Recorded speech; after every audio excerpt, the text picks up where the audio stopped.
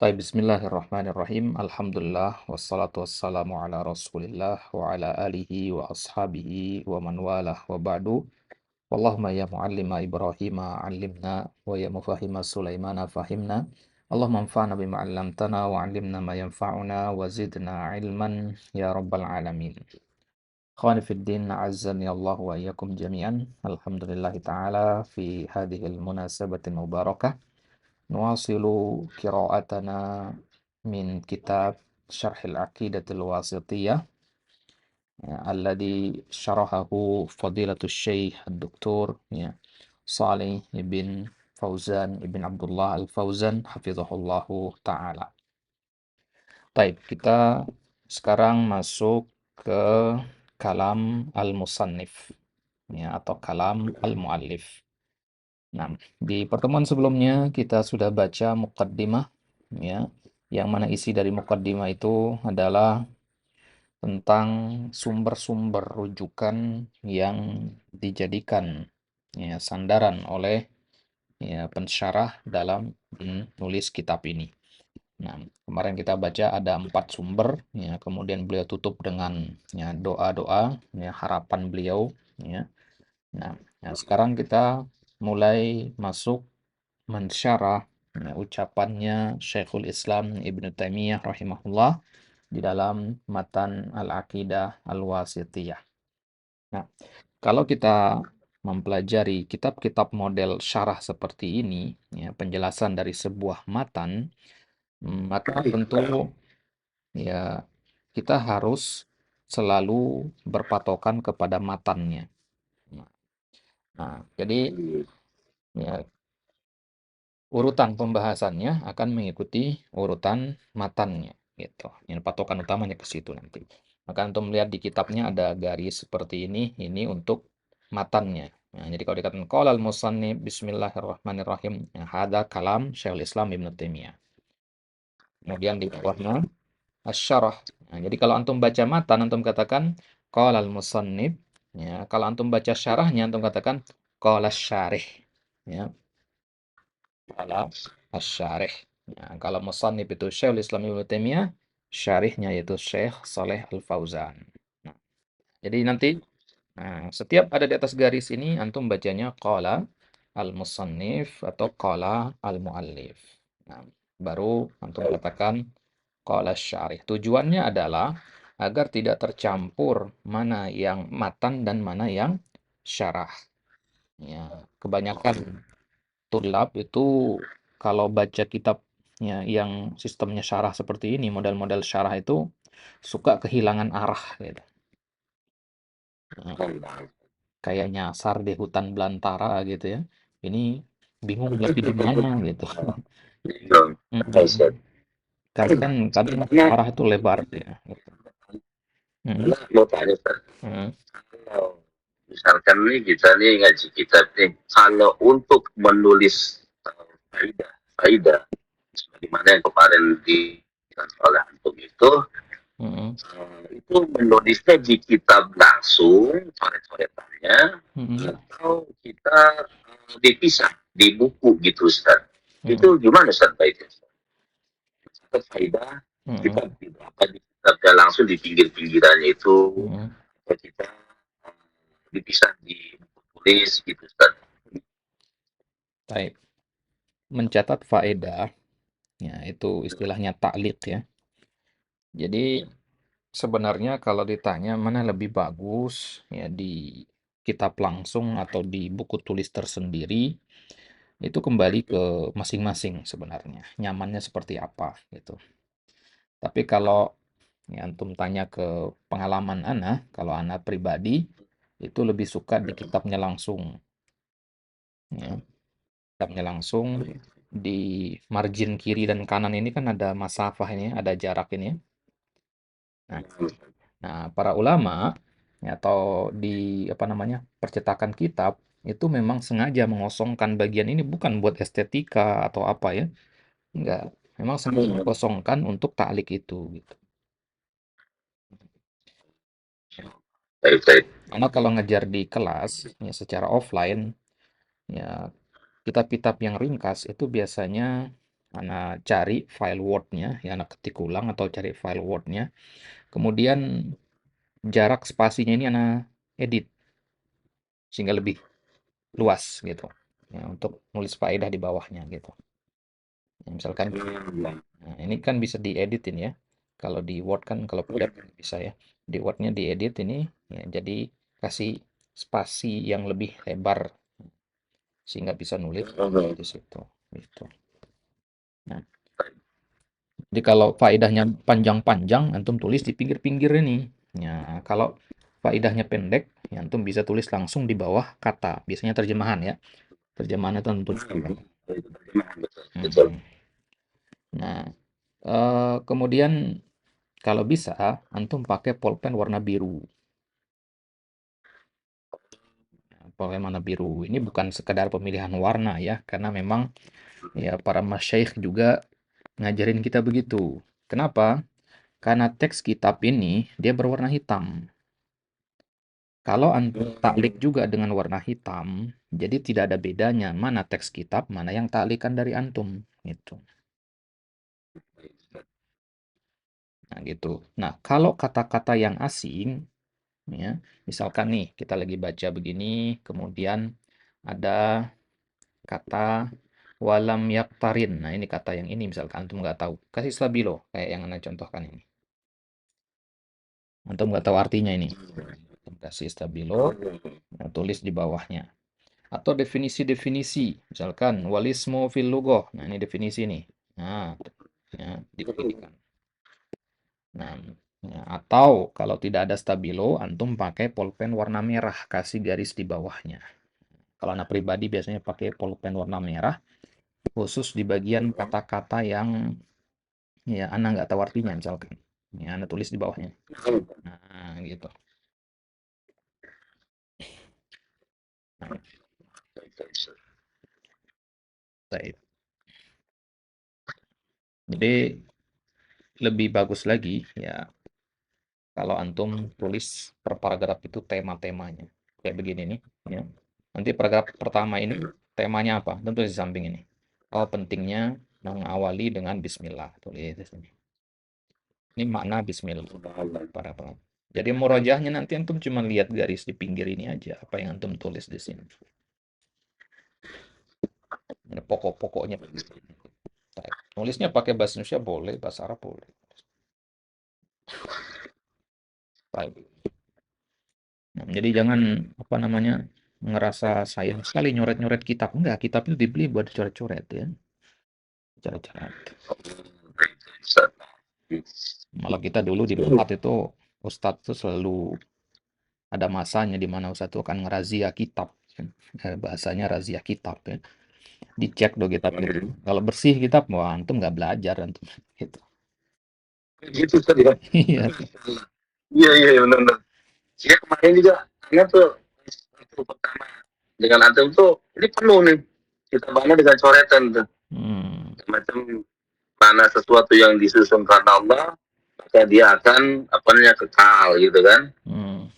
Hingga wasal terus dan walid digunakan untuk kita apa namanya nahar atau nanti dikira untuk kita berbentuk syair. Nah itu anak tulis nih Ustaz nih Masya di Allah. ini apa di pinggir-pinggiran nih Ustaz. Mm-mm. Seperti itu.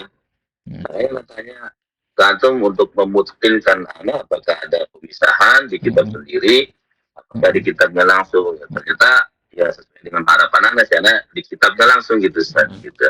Karena kalau di buku juga itu kan ada berbagai macam faedah dari berbagai kitab tuh anak bingung juga gitu masa ini pelajaran pertama pelajaran hari akidah wasitiyah terus nanti di apa namanya soalnya selanjutnya misalnya pelajaran dari kitab apa gitu jadi campur aduk gitu Ustaz.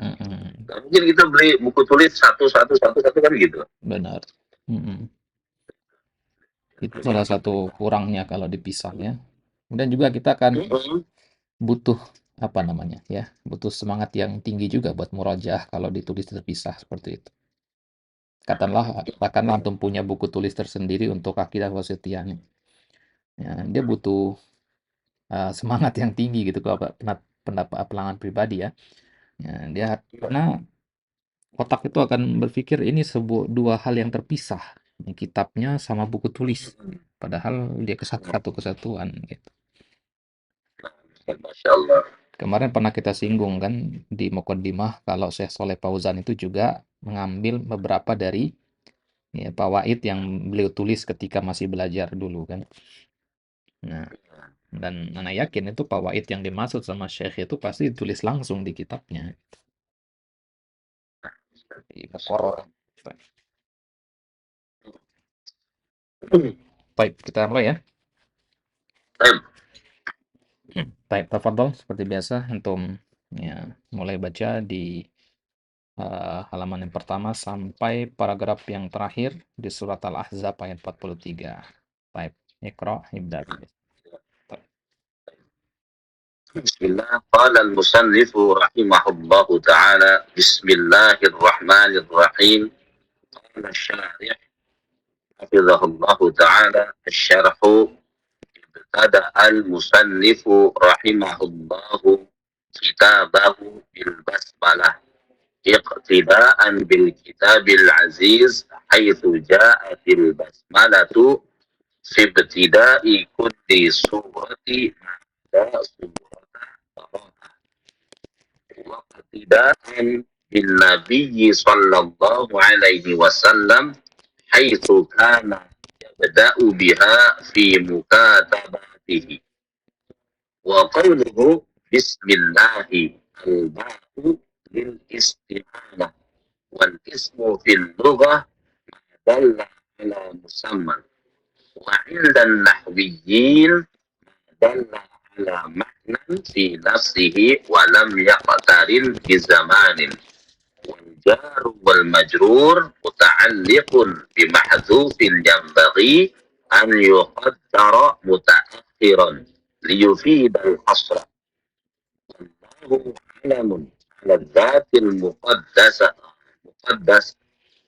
مقدسة ومعناه ذو الألوهية والعبودية على خلقه أجمعين مشتق من أله يؤله ألوهة بمعنى عبد يعبد عبادة فالله إله بمعنى مألوه أي معبود والرحمن الرحيم اسمان كريمان من أسمائه الحسنى دالان على اتصافه تعالى بالرحمة على ما يليق بجلاله الرحمن الرحمة العامة لجميع المخلوقات والرحيم ذو الرحمة الخاصة بالمؤمنين كما قال تعالى هو الذي يصلي عليكم وملائكته يخرجكم من الظلمات إلى النور وكان بالمؤمنين رحيما. Baik, ahsanta masya Allah. Ya, tidak ada yang perlu dikoreksi dari bacaan antum ya, mumtaz, masya Allah. Baik, kalau bacaannya sudah tepat seperti itu, ya berarti kita fokus kepada man.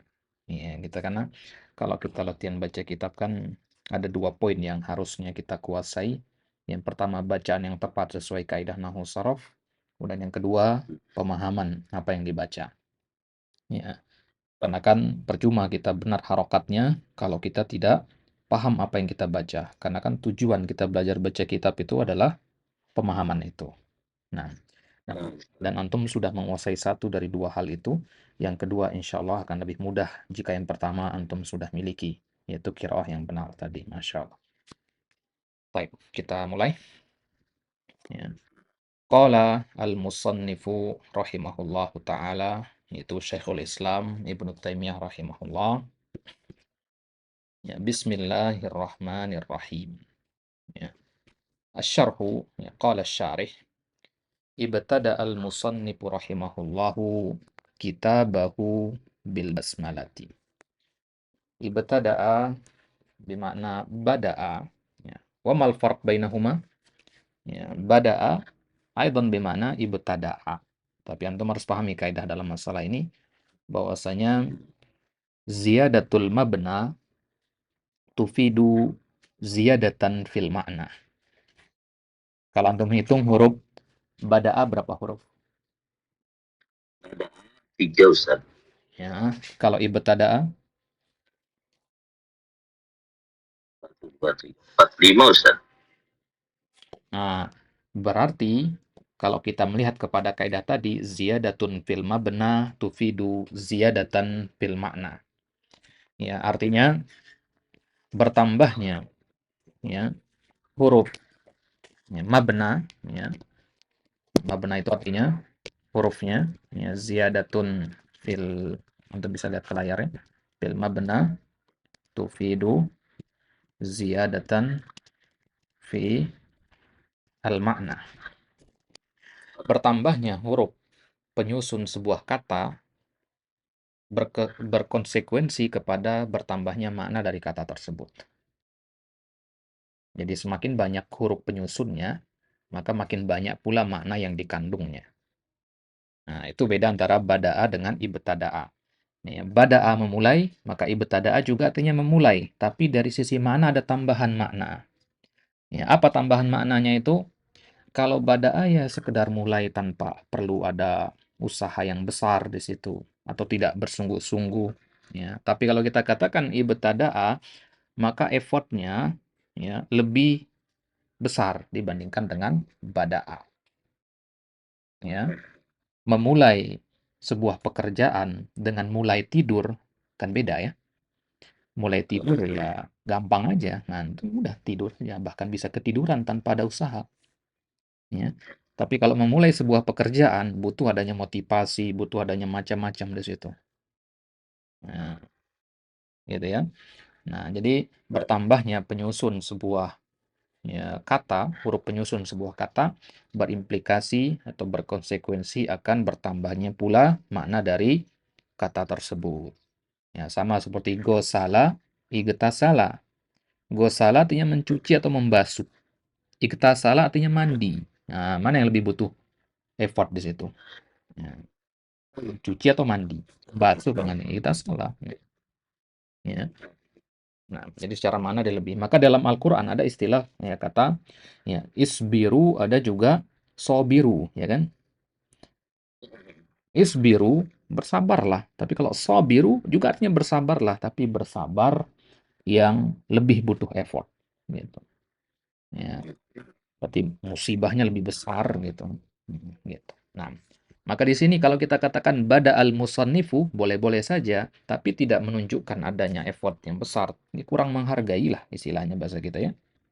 Nah, kita katakan ibtada'a, ya, kita benar-benar menunjukkan bahwasanya Syekh, yaitu Syekhul Islam Ibnu Taimiyah, benar-benar mencurahkan usaha yang besar ya, untuk menyusun kitab ini. Nah, ibtada al-musannifu rahimahullahu kitabahu bil basmalah. Ya, Syekhul Islam mengawali. Ya, maka dalam bahasa Indonesia saja kan ada dua pilihan kata ya. Ya, bada'a dengan ibtada'a tentu terjemahannya harus beda. Ya, mulai dan mengawali. Nah, di sini kita pilih kata mengawali karena dia secara taste ya, secara rasa itu lebih bagus, lebih sastrawi dibandingkan dengan kata memulai ya. Jadi kalau kita katakan musannif memulai kitabnya dengan basmalah, sah-sah saja. Ya, tapi kalau kita katakan musannif mengawali kitabnya dengan basmalah, terdengar lebih bagus. Ya. Nah, Ustaz. Iqtidaan. Nah, iqtidaan. Ini maf'ul li ajli. Ya. Maf'ul li ajli itu kan selalu diartikan dengan tujuan ya. Nah, jadi apa tujuannya musannif mengawali dengan basmalah? Iqtidaan. Ya, karena mengikuti, mencontoh Alkitabil Aziz, Al-Qur'anul Karim. Haitsu ja'at al-basmalatu fi ibtida'i kulli suratin. Yaitu ketika kita lihat basmalah itu ada pada awal setiap surat. Perhatikan terjemahannya di situ. Ada kita terjemahan kata ja'at menjadi datang? Tidak ada kan? Ya. Ada Ustaz. Iya. Jadi kita pahami dari konteks kalimatnya. Nggak usah kita paksa dia diterjemahkan. Ya. Jika secara makna sudah terwakili, sudah cukup. Ya. Nah, coba ulang sekali lagi. Ya. Iktidaan bil kitabil aziz haitsu ja'atil basmalatu fi ibtida'i kulli surah. Mencontoh Al-Qur'anul Karim, ya. Ketika kita lihat Al-Qur'an itu, ya, selalu diawali dengan basmalah di setiap suratnya, ya. Ma'ada surata Bara'ah, ya, kecuali surat Al-Bara'ah, ya. Kecuali surat Al-Bara'ah. Perhatikan kata ma'ada ini, ya. Ma'ada ini dia masuk ke pembahasan istisna, ya. Antum sudah belajar istisna, ya? Sudah, insya Allah, tinggal mengulang-ulang aja. Ma'ada itu salah satu juga adawat al-istisna, yang sama seperti illa dan saudara-saudaranya. Baik. Ma'ada sendiri, kalau di Arab sudah terperinci, ma itu huruf masdar dia, ya, ma al-masdariyah. Kemudian ada itu fi'il madi jamid, ya, fi'il madi jamid. Nah, kemudian, ya, kalau kita lihat ada kata setelah ma'ada, kata benda, ya, maka dia punya satu i'rab, ya, yaitu sebagai maf'ulun bih mansub, ya, maf'ulun bihi mansub. Ya, jadi kalau antum ketemu ada isim nanti setelah ma'ada, maka dia dibaca mansub. Antum katakan ma'ada surata, ya, bara'ah, atau suratan bara'ah.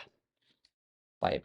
Jadi, ya, Syekhul Islam Ibnu Taimiyah mengawali akidah wasitiyah ini dengan basmalah, ya, karena mengikuti dan meneladani Al-Qur'anul Karim, karena Al-Qur'anul Karim, ya, setiap suratnya diawali dengan al-basmalah. Baik. Al-basmalah itu sendiri lafaz bismillahirrahmanirrahim maksudnya. Ya, bedakan dengan at-tasmiyah. Ya, kalau at-tasmiyah sampai sini bismillah saja. Nah, ini namanya tasmiyah, ya. Nah, dan secara penulisan, kalau hanya sampai bismillah saja, maka hamzah wasalnya dalam ilmu imla itu harus dimunculkan. Nah, jadi nulisnya seperti ini, ya. Bismillah. Gini, ya. Jadi ada hamzahnya di situ, dimunculkan. Kalau enggak lengkap, ya. Nah, ya. Memang sebenarnya kan kata bismillah ini kan ada hamzah wasal ya memang, ya. Asalnya memang ada kata. Cuman dihapus likasratil istimal. Karena seringnya diulang-ulang penulisan basmalah ini, maka takhfifan untuk meringankan hamzah wasalnya dihilangkan. Ya, tapi ketika Ar-Rahmanir Rahimnya tidak kita tulis, maka hamzah wasalnya muncul kembali. Ya, bismillah. Baik. Jadi ketika antum mengatakan ya samillah, itu artinya ucapkanlah bismillah. Kalau antum mengatakan basmil, ya ucapkanlah basmalah. Ya, bismillahirrahmanirrahim. Baik, maka sebelum makan, sebelum minum, itu bismillah. Bukan bismillahirrahmanirrahim. Karena Nabi mengatakan apa? Ya gulam, samillah. Ya, bukan basmillah. Ya, basmil, enggak. Tapi sami. Ya, sami itu dari kata tasmiyah. Baik. Jadi seluruh surat Al-Quran itu diawali dengan al-basmalah, bismillahirrahmanirrahim, kecuali surat Al-Bara'ah. Ya, khilaf para ulama apakah basmalah itu bagian dari surat, ya, ya, atau dia hanya pemisah saja. Nah, ya, khilaf para ulama di situ, pembahasannya panjang sekali dalam ulumul Quran. Nah, ala kulli hal di sini penulis mengatakan atau pensyarah mengatakan hanya surat Bara'ah saja yang tidak diawali dengan basmalah. Surat Al-Bara'ah itu maksudnya surat At-Taubah, ya. Ya, namanya di surat Al-Bara'ah adalah surat At-Taubah. Ya, dinamakan Al-Bara'ah karena ya, ayat pertamanya bunyi bara'atun minallah. Nah, kemudian kenapa surat Al-Bara'ahnya tidak diawali dengan ya lafaz ya, al-basmalah? Ya, ada dua alasannya. Yang pertama itu dari sisi konteks isi suratnya. Yang kedua dari ya sisi periwayatannya. Nah, kita lihat yang pertama. Dari sisi konteks isi surat. Bismillahirrahmanirrahim itu kan mengandung makna kasih sayang, Ar-Rahmanir-Rahim, ya. Sedangkan isi dari surat At-Taubah itu tentang pernyataan perang kepada kaum musyrikin yang melanggar perjanjian. Gitu. Ya, maka nggak sesuai antara lafaz Bismillahirrahmanirrahim dengan isi dari surat ini. Secara tema berbeda. Ya. Bismillahirrahmanirrahim berisi makna kasih sayang, makna keamanan, sedangkan isi dari surat At-Taubah berkaitan dengan pernyataan perang dari Allah dan Rasul-Nya kepada kaum musyrikin yang mereka melanggar perjanjian dengan Nabi SAW. Itu yang pertama. Kemudian yang kedua dari sisi periwayatannya. Ya, karena ya, Nabi SAW tidak pernah memerintahkan untuk menuliskan basmalah di awal surat At-Taubah. Ya, makanya sahabat Utsman bin Affan, ya, radhiyallahu ta'ala anhu, beliau pernah ditanya, ya, kenapa surat At-Taubah nggak diawali basmalah? Ya, maka beliau mengatakan beliau ragu surat At-Taubah itu bagian dari surat Al-Anfal atau dia surat berdiri sendiri, gitu. Nah, kemudian Nabi sampai wafat nggak pernah menjelaskan posisi surat itu secara jelas, ini secara sharih nggak pernah Nabi jelaskan. Ya. Nah, sehingga ada keraguan-raguan dari Utsman di situ. Ya, Nabi nggak pernah mengatakan ini ada basmalah ketika nulisnya. Ya, sehingga ya, secara periwayatan pun para sahabat mengikuti apa yang diajarkan oleh Nabi SAW, yaitu dengan tidak menuliskan basmalah di awal surat tersebut. Baik.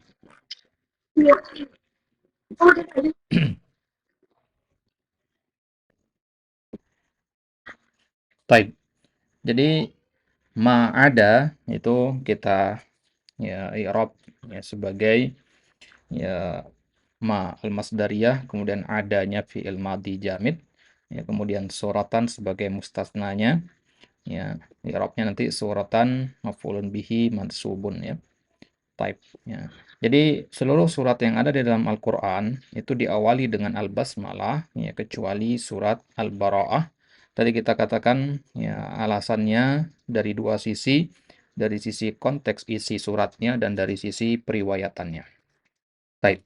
Kemudian alasan yang kedua kenapa Syekhul Islam Ibnu Taimiyah dan penulis-penulis kitab lainnya mengawali dengan al-basmalah yaitu iqtidaan bin Nabi sallallahu alaihi wasallam, yaitu meneladani Nabi sallallahu alaihi wasallam. Ya, meneladani Nabi sallallahu alaihi wasallam haitsu kana yabda'u biha fi mukatabatihi. Ya, yaitu ketika beliau yabda'u biha ya, mengawali dengan al-basmalah di dalam mukatabah beliau. Ya, mukatabah itu bimana murasalah. Ya, ya mukatabah bimana murasalah. Ya, surat menyurat bahasa kita. Baik. Ya, jadi perhatikan di sini ada beberapa poin yang bisa kita ambil di sini. Waqtidaan bin Nabi sallallahu alaihi wasallam haitsu kana. Ya, haitsu kana. Ya, perhatikan kata haitsu ya. Ya, haitsu ini ya, adalah zarab makan. Ya. Dia adalah zarab makan, kadang juga bisa menjadi zarab ya zaman ya dan dia mabni. Ya, artinya harokatnya tetap. Nah, eh, kemudian ya, kata ya, haitsu itu biasanya disandarkan kepada jumlah fi'liyah ya, lebih seringnya ya. Kadang juga jumlah ismiyah. Nah, jadi nanti misalkan kita katakan di sini haitsu kana, ya haitsu kana, ya kana ini kan jumlah fi'liyah jadinya. Ya, jumlah fi'liyah. Maka jumlah fi'liyah yang ada setelahnya ya kita ya apa namanya i'rabkan sebagai ya posisi fi mahalli jarrin. Ya, kenapa? Karena dia kan setelah haitsu ya. Karena setelah kan kaidahnya setelah dzaraf itu pasti adalah mudhafun ilaihi. Nah, jadi karena di sini fi mahalli jarrin mudhafun ilaihi. Nah, haitsu sendiri zarfu zaman atau zarfu makan ya ala tergantung sigohnya. Ya, di sini kita katakan dia sebagai ya zarfu zaman. Ya, zarfu zamanin mansubun ya afan zarfu zamanin mabniun ala ad-dhammi fi mahalli nasbin. Ya, fi mahalli nasbin dia. Karena kan zarab itu termasuk mansubat ya. Baik. Waqtidaan bin Nabi sallallahu alaihi wasallam haitsu kana yabda'u biha. Di sini kembalinya ke al-basmalah fi mukatabatihi. Baik. Wa qauluhu bismillah. Al-ba'u lil isti'anah. Kemudian di sini sekarang pensyarah mulai menjelaskan bismillahirrahmanirrahim. Jadi nggak langsung ke pembahasan ya, yang namanya syarah. Syarah kan artinya meluaskan dan menjelaskan, ya, menerangkan. Ya, maka setiap yang disebutkan oleh al-musannif ya, harus kita terangkan dengan jelas. Bismillahirrahmanirrahim. Berarti ya, kita mulai dari situ. Baik. Jadi bismillah al-ba'u lil isti'anah. Ya, huruf jar al-ba itu di antara huruf jar yang paling luas maknanya. Ya. Ya, jadi huruf jar kan ada banyak ya. Yang paling masyhur itu ada 9. Ya, dan huruf jar al-ba itu adalah huruf jar yang paling banyak maknanya. Ya. Baik, salah satunya adalah makna al-isti'anah. Al-isti'anah artinya ya pertolongan. Ya, jadi kita gunakan ba ini untuk menunjukkan ya pertolongan atau bantuan. Misalkan contoh yang ya gampangnya kata betu bil qalam. Ya, bimana kata betu isti'anatan bil qalam. Ya, kata betu isti'anatan bil qalam. Jadi qalam itu sebagai bantuan, sebagai alat yang digunakan untuk melakukan perbuatan kitabah itu. Maka ketika antum mengatakan bismillah, berarti antum ya menjadikan nama Allah sebagai bantuan, sebagai alat gitu ya. Sebagai perantara. Nah, ya bismillah. Nah. Ya, mana ba yang lain? Ya banyak ya, ada mana al-ilsaq ya. Ada misalkan marortu bi Muhammadin ya. Ada mana ya apa lagi?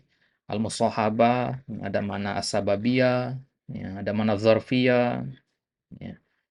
Ada makna muqabalah, ini macam-macam makna huruf jar al-ba.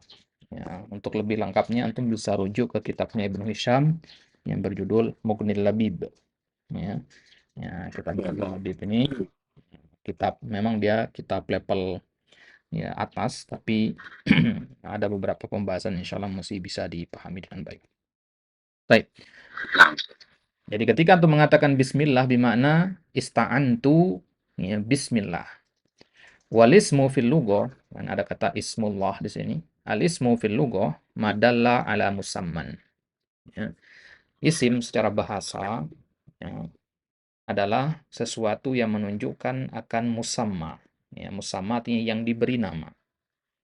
Ya, jadi ada nama, ada benda. Ketika antum mengatakan kursi misalkan, kata kursi itu adalah isim. Kemudian ya musammanya ya benda yang antum duduki. Nah, itu musammanya. Ya. Antum misalkan namanya Zaid.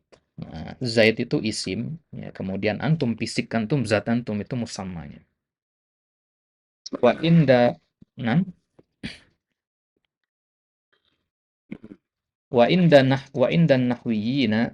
Adapun menurut ahli nahwu yang dimaksud dengan isim itu adalah madalla ala ma'nan fi nafsihi walam yaktarin bi zamanin. Ini kalau di Mutammimah untuk temukan penjelasan ini.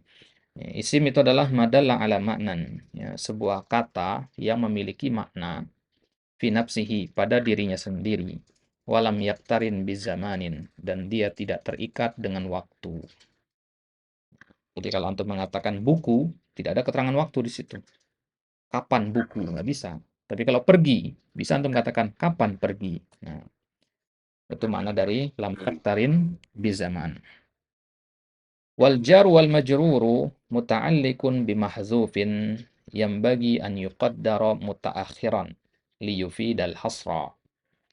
Nah, jadi bismi kan i'rabnya ba harfu jarin ismi isim majrur. Nah, jar majrur ini ya dalam bahasa Arab harus punya muta'alliq. Anda udah belajar muta'alliq? Ini belum bisa terkait al-jar majrur. Sudah, cuma anak paham nih. Talik nih kayak gitu loh Ustaz. Karena udah belajar, cuman sampai detik ini belum paham nih tentang jar majrur muta'alliqnya ke mana gitu Ustaz. Oh, itu mohon penjelasan Ustaz. Baik. Jadi dalam pembahasan jar majrur itu ada istilah ta'alluq ya. Ya, dari kata itu diambil kata muta'alliq. Ya, ta'alluq itu secara bahasa artinya terkait atau bergantung, gitu ya. Maka kalau kita katakan ya, ta'alluq dalam istilah nahwu itu maksudnya keterkaitan atau ketergantungan sebuah jar majrur, ya.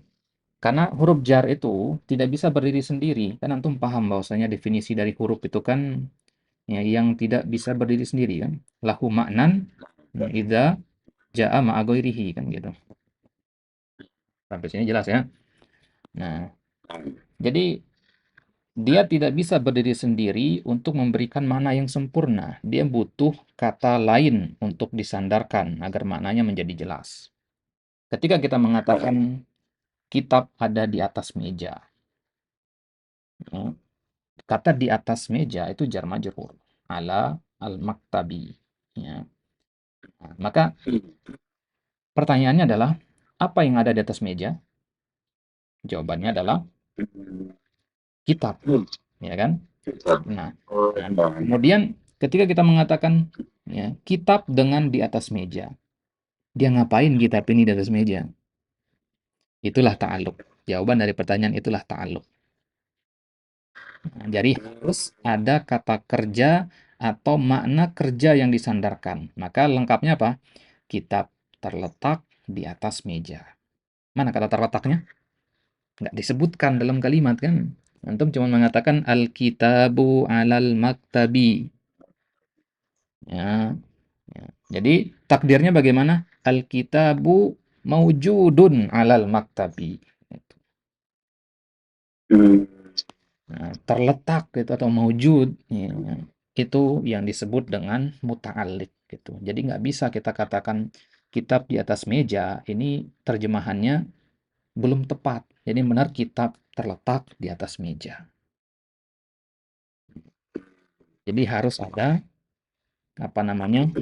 Tempat dia bergantung. Nah, dan antum harus catat baik-baik, jar majrur tidak bisa menggantung pada kata benda biasa, nggak bisa. Dia harus ta'aluk kepada kata yang memiliki makna perbuatan. Maka ketika Anda mengatakan kitab di atas meja, ta'aluknya adalah ke kitab, salah. Karena kitab itu isim. Ta'aluknya kepada kata yang tidak disebut, yaitu terletak. Jadi Bang Ustaz gimana jar majrur tidak bisa menggantung Pada kata benda. Ya, tidak bisa menggantung pada kata benda. Harus ta'aluk kepada kata yang memiliki makna perbuatan. Misalkan fiil, isim fa'il, masdar, itu kan mengandung makna fiil kan. Kalau antum masih kurang jelas, ya, di contoh jalastu alal kursi. aku duduk di atas kursi. Nah, kalau ini jelas alal kursi di situ. Kalau anak katakan alal kursi, ghairu wadih. Alal kursi, maza alal kursi? Maza taf'al alal kursi? Ya, belum sempurna. Jadi dia butuhlah fiil jalastu gitu. Karena kalau antum hapus kata jalastu ini dia menjadi kalimat yang tidak sempurna. Ya. Jadi tiba-tiba antum ngomong alal kursi, orang bingung kan? Ghairu mufid dia. Nah, sama seperti itu mengatakan bismillah. Masa ada bismillah? Ya. Jadi sebenarnya ya kurang tepat kita mengawali kalimat itu dengan jar majrur karena jar majrur itu haknya di belakang dia. Sama kayak dalam bahasa Indonesia. Subjek, predikat, objek, keterangan. Keterangan itu di belakang kan? Hmm, ya. Saya pergi ke pasar. Nah, ke pasar itu di belakang haknya. Kalau ditaruh di depan bisa nggak? Bisa. Ke pasar saya pergi. Nah, ketika dikedepankan, maka pasti ada fungsinya. Mana bahasan tentang takdim dan takhir? Nah, jar majrur itu punya haknya adalah takhir. Ya. Ketika dia takdim, maka yufidul hasar dia. Tahu yufidul hasar ya? Nah, jadi, Memberikan nah, manfaat batasan. Sahih. Nah, jadi ketika ana mengatakan misalkan ya Muhammad fil fasli, beda maknanya dengan fil fasli Muhammad. Ya, karena kaidahnya adalah takdim ma haqquhu at-ta'khir yufidu al-hasar. Takdim, tahu kaidah ini? Pernah dengar? Mohon diulang lagi. Taib. Saya pernah tuliskan ya. Takdim ya. Ma haqquhu at-ta'khiru yufidu al-hasra. Nah, takdim artinya mengedepankan, mendahulukan sesuatu yang haknya diakhirkan itu mengandung makna pembatasan. Nah, jadi sesuatu yang harusnya di belakang ketika dia dipindah menjadi di depan, maka dia ada tambahan makna pembatasan. Ya, kayak di surat Al-Fatihah, Iyyaka na'budu. Kami menyembahmu. Kan asal katanya na'buduka kan? Kami menyembahmu. Ya, karena kan ya menyembahmu. Mu di situ kan sebagai maf'ulun bih. Maf'ulun bih itu sama dengan jar majrur. Dia punya hak diakhirkan. Karena kan urutannya fi'il, fa'il, maf'ul kan. Ketika maf'ul ditaruh di depan, maka ada pembatasan. Makanya ia akan abudu diterjemahkan menjadi hanya kepadamu kami menyembah. Hanya itulah yang namanya al-hasar, pembatasan. Nah, maka ketika kita mengatakan Muhammadun fil fasli dengan fil fasli Muhammadun, ada man al-hasar, ya, fil fasli Muhammadun. Ya, jadi hanya di dalam kelas saja si Muhammad, nggak di dalam yang ruangan yang lain. Tapi kalau kita mengatakan Muhammadun fil fasli, yumkin an yakun fi ghairil fasli aidon. Ya. Muhammadun fil fasli qabla qalil, al-an huwa fil masjid. Ya, ada yumkin. Ya, idza qulna na'buduka wa minal mumkin an naqul na'buduka wa na'budu ghairaka. Wa hadza laisa fihi tauhid. Ya. Ya, tidak ada makna tauhidnya di situ kan, karena tauhid kan artinya satu-satunya. Ya. Nah, jadi kalau misalkan kita mengatakan aku mencintaimu, ya, ya ada kemungkinan mencintai yang lain juga, gitu kan. Tapi kalau dikatakan ya hanya kamu yang saya cintai atau kamu yang saya cintai, nah, maf'ul bihnya dikedepankan, berarti nggak ada yang mau. Nah, nah, kita kembali. Jadi jar majrur itu harus punya ta'alluq, harus punya muta'alliqnya. Dan muta'alliq itu harus berbentuk apa? Bentuk kata yang memiliki makna amal. Ya, atau fiil tadi. Jalastu alal kursi. Muta'alliqnya jalastu. Amal ya. Ingat itu kaidahnya. Muta'alliq itu berbentuk amal. Nah, jadi amal itu bisa berbentuk fiil, bisa masdar. Karena masdar juga kan mengandung makna amal ya. Baik.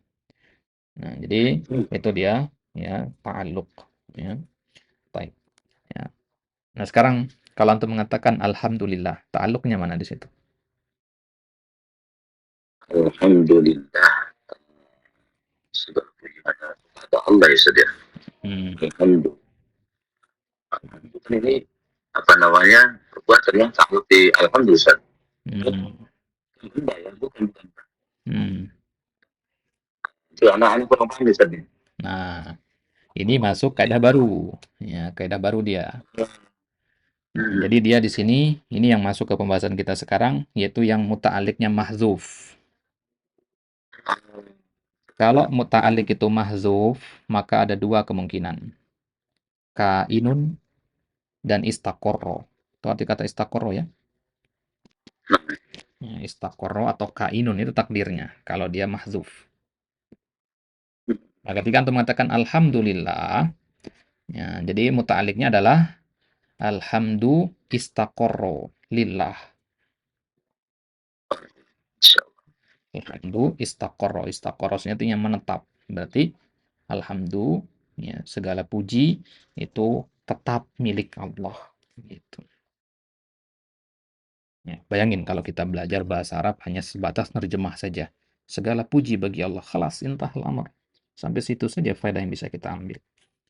Ya, tapi dengan kita belajar tentang, ya, jar majrur, ta'alluqnya dan sebagainya, setiap kita ketemu huruf jar majrur nanti antum harus tanyakan mana muta'alliqnya. Ya.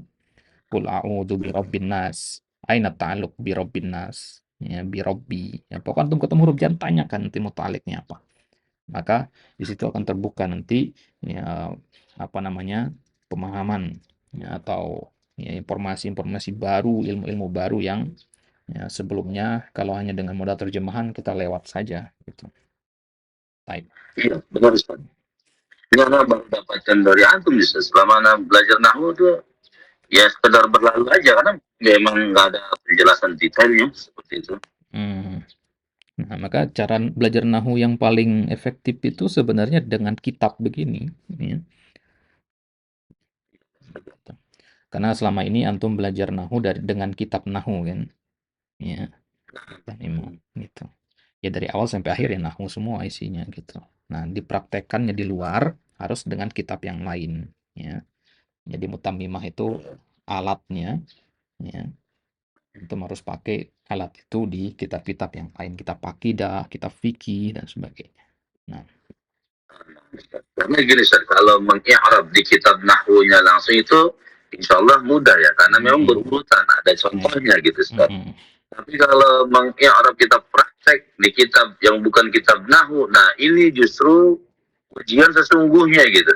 Ujian sesungguhnya, karena nggak berurutan gitu. Kalau kitab nahwu kan misalkan ya Muhammadun, itu kan berurutan kan.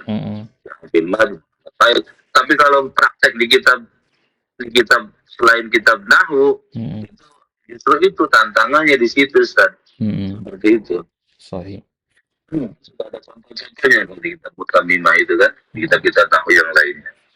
Justru kita praktek di kitab yang lainnya ini benar kata antum, Mutamimah adalah sebagai alat gitu. Makanya kesalahan kita yang paling umum di Indonesia ini, ya, kita memandang ilmu nahwu itu sebagai ilmu nazari, ilmu teori. Padahal nahwu itu ilmu tatbiq dia, ilmu praktek dia. Nahwu itu harusnya lebih banyak praktek daripada teori. Ini i'rabnya begini, ini. Nah, praktek langsung ke Al-Quran, ke hadis gitu. Maka tahapan selanjutnya setelah belajar kitab itu harus praktek gitu. Karena punya teman Ustaz, punya teman. Dia sudah sampai level Alfiya Ibnu Malik Ustaz. Alfiya Ibnu Malik dia. Masya Allah. Ketika baca kitab, ya qadarullah, ya banyak kelirunya. Padahal dia itu namanya bait-bait nazam Alfiya Ibnu Malik, sebagiannya dia hafal Ustaz. Masya Allah.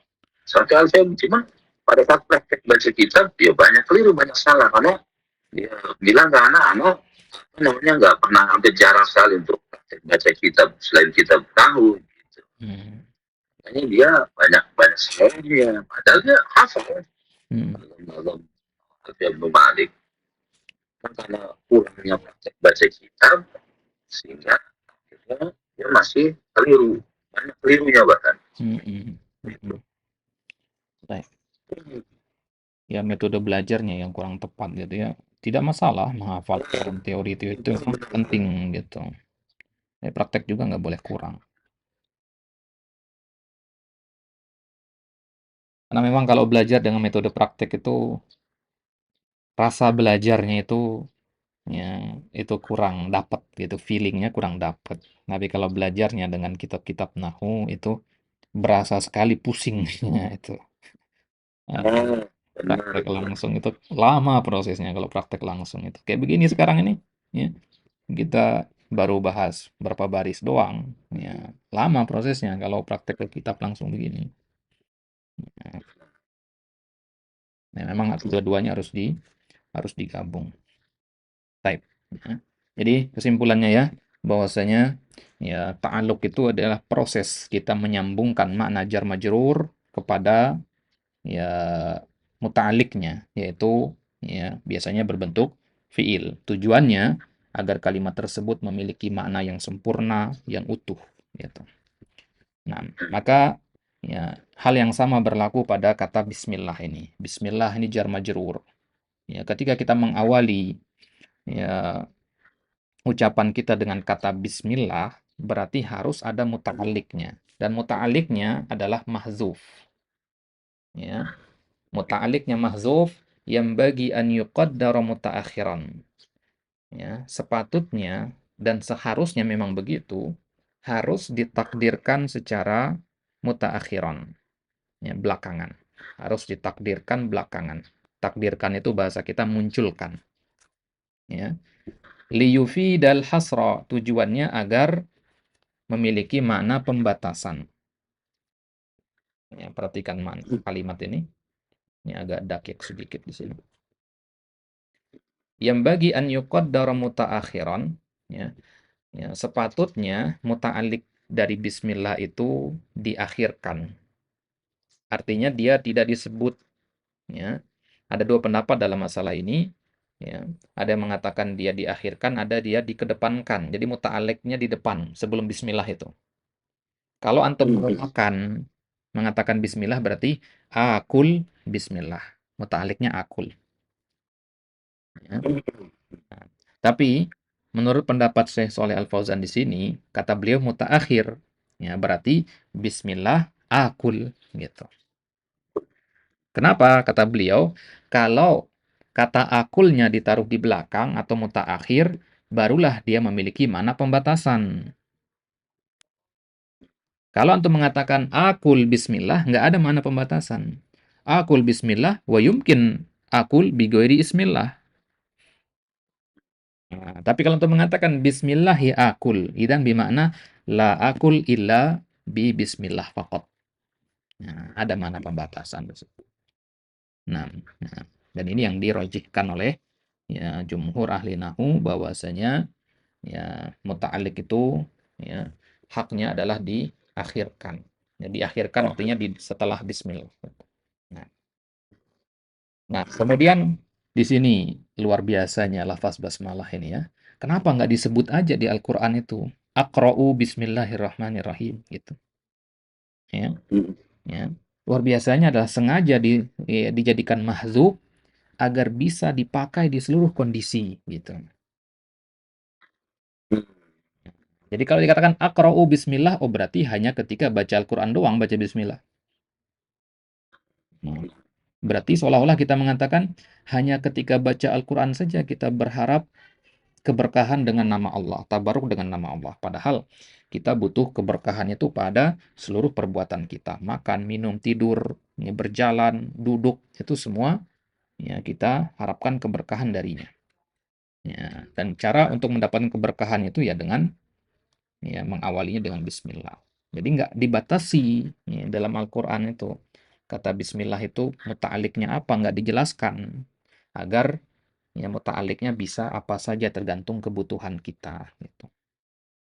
Misalkan Ana bilang ke anak-anak ya, "Nak, ini uang 10.000 pakai beli buku." Maka berarti nggak boleh digunakan untuk yang lain uang itu. Kenapa? Karena Ana pertegas muta'aliknya apa gitu. Tapi kalau Ana bilang kan, anak-anak, "Nah, ini uang 10.000." Ana diam sampai situ. Berarti dia boleh gunakan untuk apa aja. Nah, itulah kenapa dia lebih baik dimahdzubkan daripada disorehkan, disebutkan secara jelas. Baik. Kemudian bismillah Allahi. Ya. Alamun ala dzatil muqaddasah. Alam ya. Ada istilah isim, ada istilah alam ya. Isim itu lebih umum daripada alam. Alam itu ya, sebuah kata yang menyimbolkan dan mewakili sesuatu atau seseorang. Itu alam. Kalau Anda mengatakan ya apa namanya? Insan itu isim ya. Tapi kalau mengatakan Zaid itu alam. Tampangnya alam itu adalah isim yang spesifik, yang tidak ada yang lain masuk ke dalam situ. Kalau Anda mengatakan insan, Zaid masuk, Muhammad masuk, Fatimah masuk. Tapi kalau Anda mengatakan Zaid, Fatimah nggak masuk. Hada Zaidun. La yumkin an yufham. Hada Muhammadun, kan nggak mungkin. Itu mana? Alam. Jadi alam itu adalah pemberian nama yang spesifik ala dzat, ya, kepada suatu zat yang al-muqaddasah, yang disucikan, ya. Ya, mana ya Allah itu. Nah, ini makna secara ya lugawinya ya. Wa maknahu ya zu al-uluhiyati wal ubudiyati ala khalqihi ajma'ina. Ya, maknanya secara terminologinya, secara syar'inya ya, zul uluhiyah, yaitu zat yang memiliki sifat ketuhanan, wal ubudiyah, ya, dan punya hak untuk disembah, ala khalqihi ajmain, di atas seluruh makhluknya. Nah, ini definisi ya. Ya, definisi.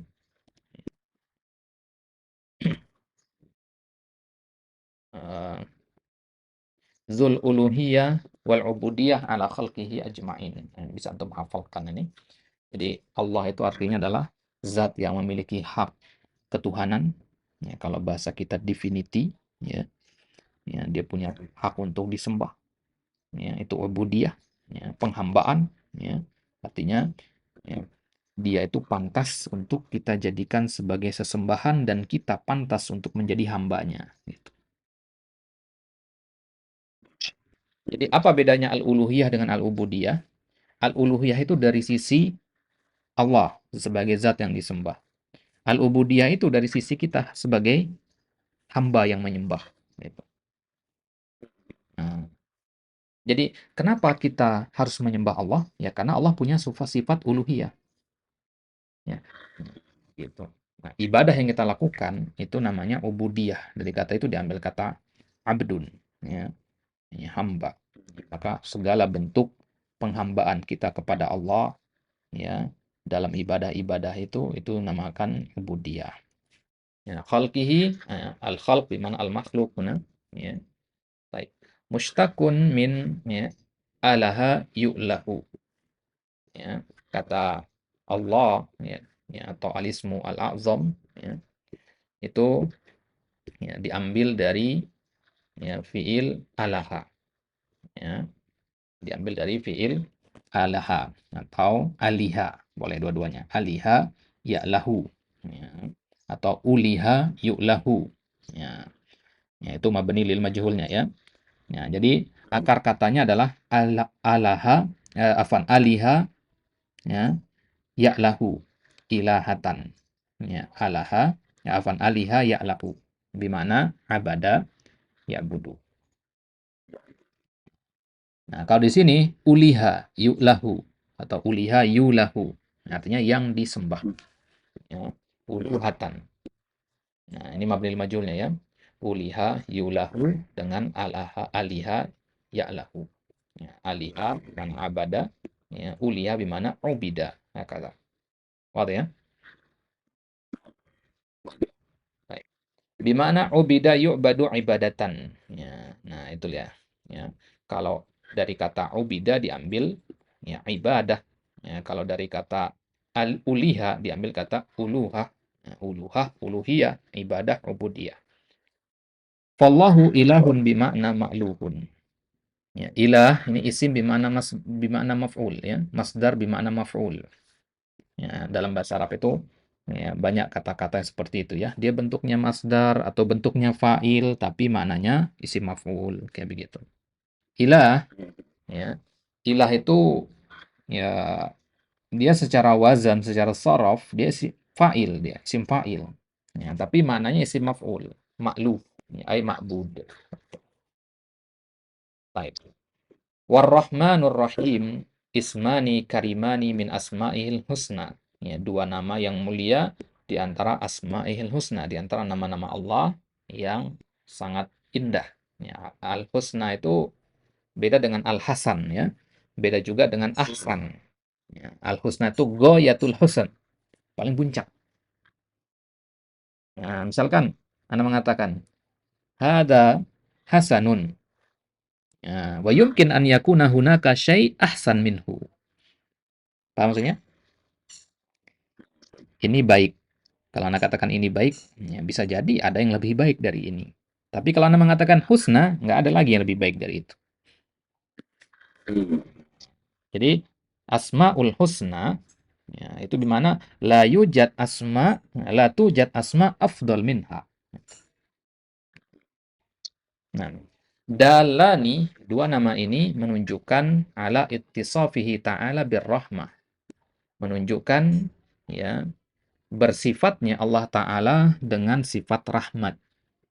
Dua nama ini, dua nama yang mulia ini termasuk Asmaul Husna yang menunjukkan akan bersifatnya Allah Ta'ala dengan sifat kasih sayang. Ala ma yaliku bijalalihi. Ya, dengan kasih sayang yang yaliku, ya, yang sesuai dengan jalalihi, ya, dengan kemuliaannya. Ya, dengan kemuliaan. Taib. Jalal itu bermakna ya kemuliaan ya. Ya, Zul Jalali wal Ikram. Ya, kalau kita mau lebih spesifik lagi, Jalal itu adalah pemuliaan yang melahirkan ya apa namanya keagungan, ya rasa takut. Ya, ya.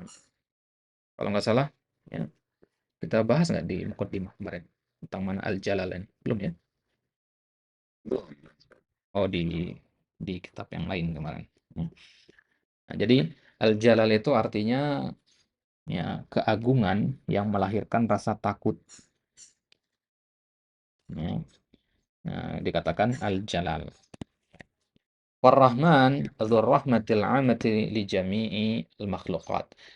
Apa bedanya Ar-Rahman dengan Ar-Rahim? Ya, secara akar kata dari kata rohima ya. Ya, akar katanya rahmah, artinya kasih sayang. Rahman artinya kasih sayang, Ar-Rahim juga artinya kasih sayang. Ya, lantas apa bedanya? Ar-Rahman dzur rahmatil 'amati li jami'il makhluqat. Ya.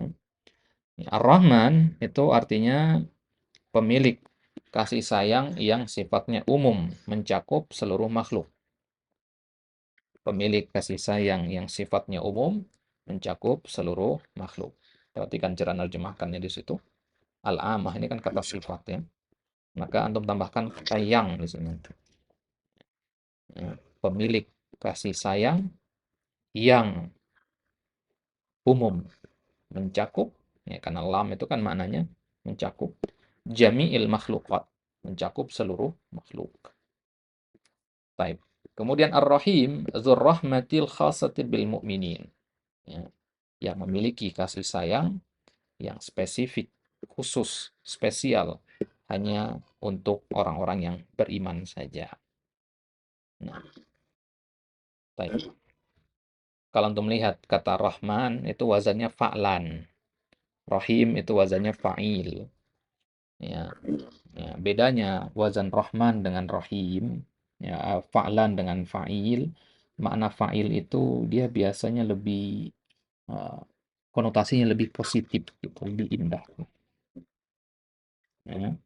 Makanya nama-nama Allah itu kebanyakan ya wazannya fa'il. Al-Aziz, ya, ya, Ar-Rahim, ya, ya, Al-Alim, Al-Khabir, Al-Basir. Nah, kebanyakan yang wazannya fa'il. Karena kata para ulama, ya makna wazan fa'il itu mengandung zauk, mengandung rasa, menunjukkan kalau itu adalah sebuah sifat yang mulia, yang baik gitu. Ya, beda dengan fa'lan. Ya, coba untuk bandingkan fa'lan itu contohnya misalkan syaba'an, jau'an. Nah, kalau antum terbiasa bergelut dengan ya kitab-kitab berbahasa Arab ya familiar dan sering membaca kitab-kitab berbahasa Arab, sudah punya dasar-dasar nahwu, sudah belajar balaghah, ya, maka antum akan rasakan dalam bahasa itu dia punya zauk, punya taste, punya rasa, ya. Yang mana menjelaskan tentang rasa bahasa itu susah menjelaskannya, hanya bisa dirasakan gitu. Kalau kita kalau kita membaca ayat Al-Quran biasa-biasa saja, Alhamdulillahirrabbilalamin ar-Rahmanirrahim. Lewat-lewat begitu saja, itu artinya zauknya belum muncul. Ya. Belajar terus, itu jadi motivasi kita ya, belajar terus sampai kita ngerasa di mana letak keindahan dari pemilihan kata, struktur ayat, dan sebagainya di dalam Al-Quran itu. Nggak akan sama lagi rasanya membaca Al-Fatihah, ya, kalau sudah lama kita belajar, ya, lebih dalam kita belajar, ya, dengan di awal-awal belajar. Nggak akan sama rasanya. Nah, imbasnya apa? Imbasnya nanti ketika sholat akan lebih mendatangkan kekhusyuan. Itulah kenapa kiroahnya Nabi itu kiroahnya ya, tarosul namanya, kiroah yang pelan, ya, karena sambil menghayat. Ya. Alhamdulillahi Rabbil Alamin. Ya, itu kiraat Rasul seperti itu, tarosul ya. Ya, kiraat tarosul seperti itu, kiraat yang ya, pelan karena sambil mendalami. Bukan berarti kalau baca cepat nggak mendalami ya. Ya beda-beda kadar tadabbur orang gitu kan.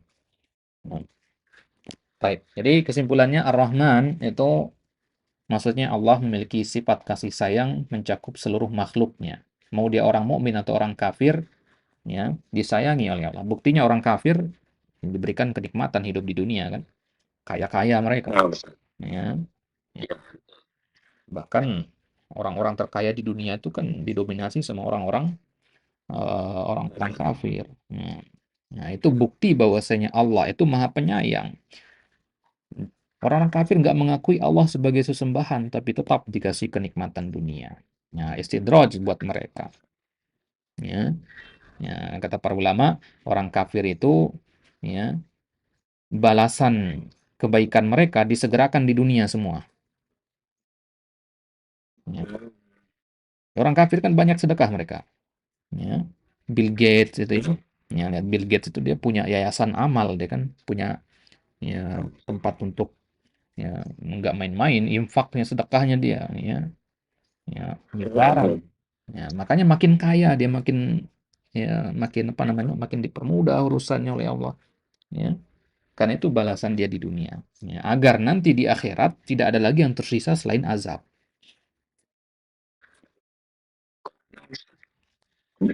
Baik. Ya. Kama qala ta'ala, dalilnya kenapa ditafsirkan Ar-Rahman itu umum mencakup seluruh makhluk, sedangkan Ar-Rahim itu spesifik untuk orang yang beriman. Dalilnya surat Al-Ahzab ayat 43, "Huwallazi yusalli 'alaikum wa malaikatuhu liyukhrijakum minadh-dhulumati ilan nur wa kana bil mu'minina rahima." Ya, syahidnya di sini wa kana bil mu'minina rahima. Ya. Nah, nah, jadi wa kana bil mu'minina rahima di sini maksudnya siapa? Ya. Maksudnya Nabi SAW. Jadi Nabi itu punya sifat rahim ya, terhadap orang-orang yang beriman. Ya.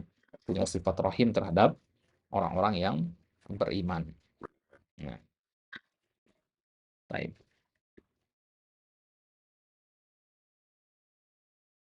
Baik. Nah, dan kita lanjutkan ya sekarang ke khutbah dari ya, Syekhul Islam Ibnu Taimiyah. Ya, khutbah itu maksudnya pembukaannya. Ya. Nah, dengan kata Alhamdulillah. Baik, tafadhol, Iqra. قال المؤلف رحمه الله تعالى: الحمد لله الذي أرسل رسوله بالهدى ودين الحق ليظهره على الدين كله وكفى بالله شهيدا.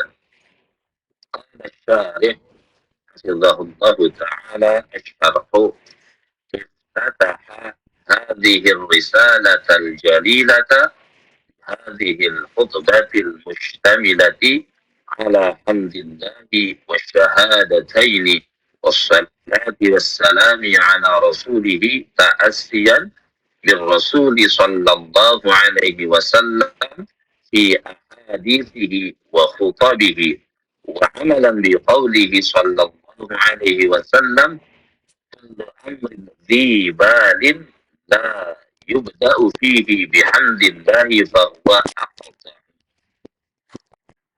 رواه أبو داود وغيره. ويروى بسم الله الرحمن الرحيم ومعنى أقطع أي معدوم البركة. ويجمع بين الروايتين بأن الابتداء ببسم الله حقيقي وبالحمد لله نسبي إضافي. قوله الحمد لله الألف واللام للاستغراق أي جميع المحامد. نعم محامدي. جميع المحامد لله ملكا واستحقاقا. والحمد لغة الثناء بالصفات الجميلة والأفعال الحسنة. وعرفا فعل يبنى عن تعظيم المنعم بسبب كونه منعما وهو ضد الذم لله. تقدم الكلام على لفظ الجلالة. Baik. Nah, cukup. Nah, qala Syekhul Islam Ibnu Taimiyah rahimahullahu taala, alhamdulillahilladzi arsala rasulahu bil huda wa dinil haqqi liyudhhirahu 'alad dini kullihi wa kafa billahi syahida. Ya, ini ya, beliau mengambil dari Al-Qur'an ya. Wa asyhadu an la ilaha illallah wahdahu la syarika lahu iqraran bihi wa tauhida.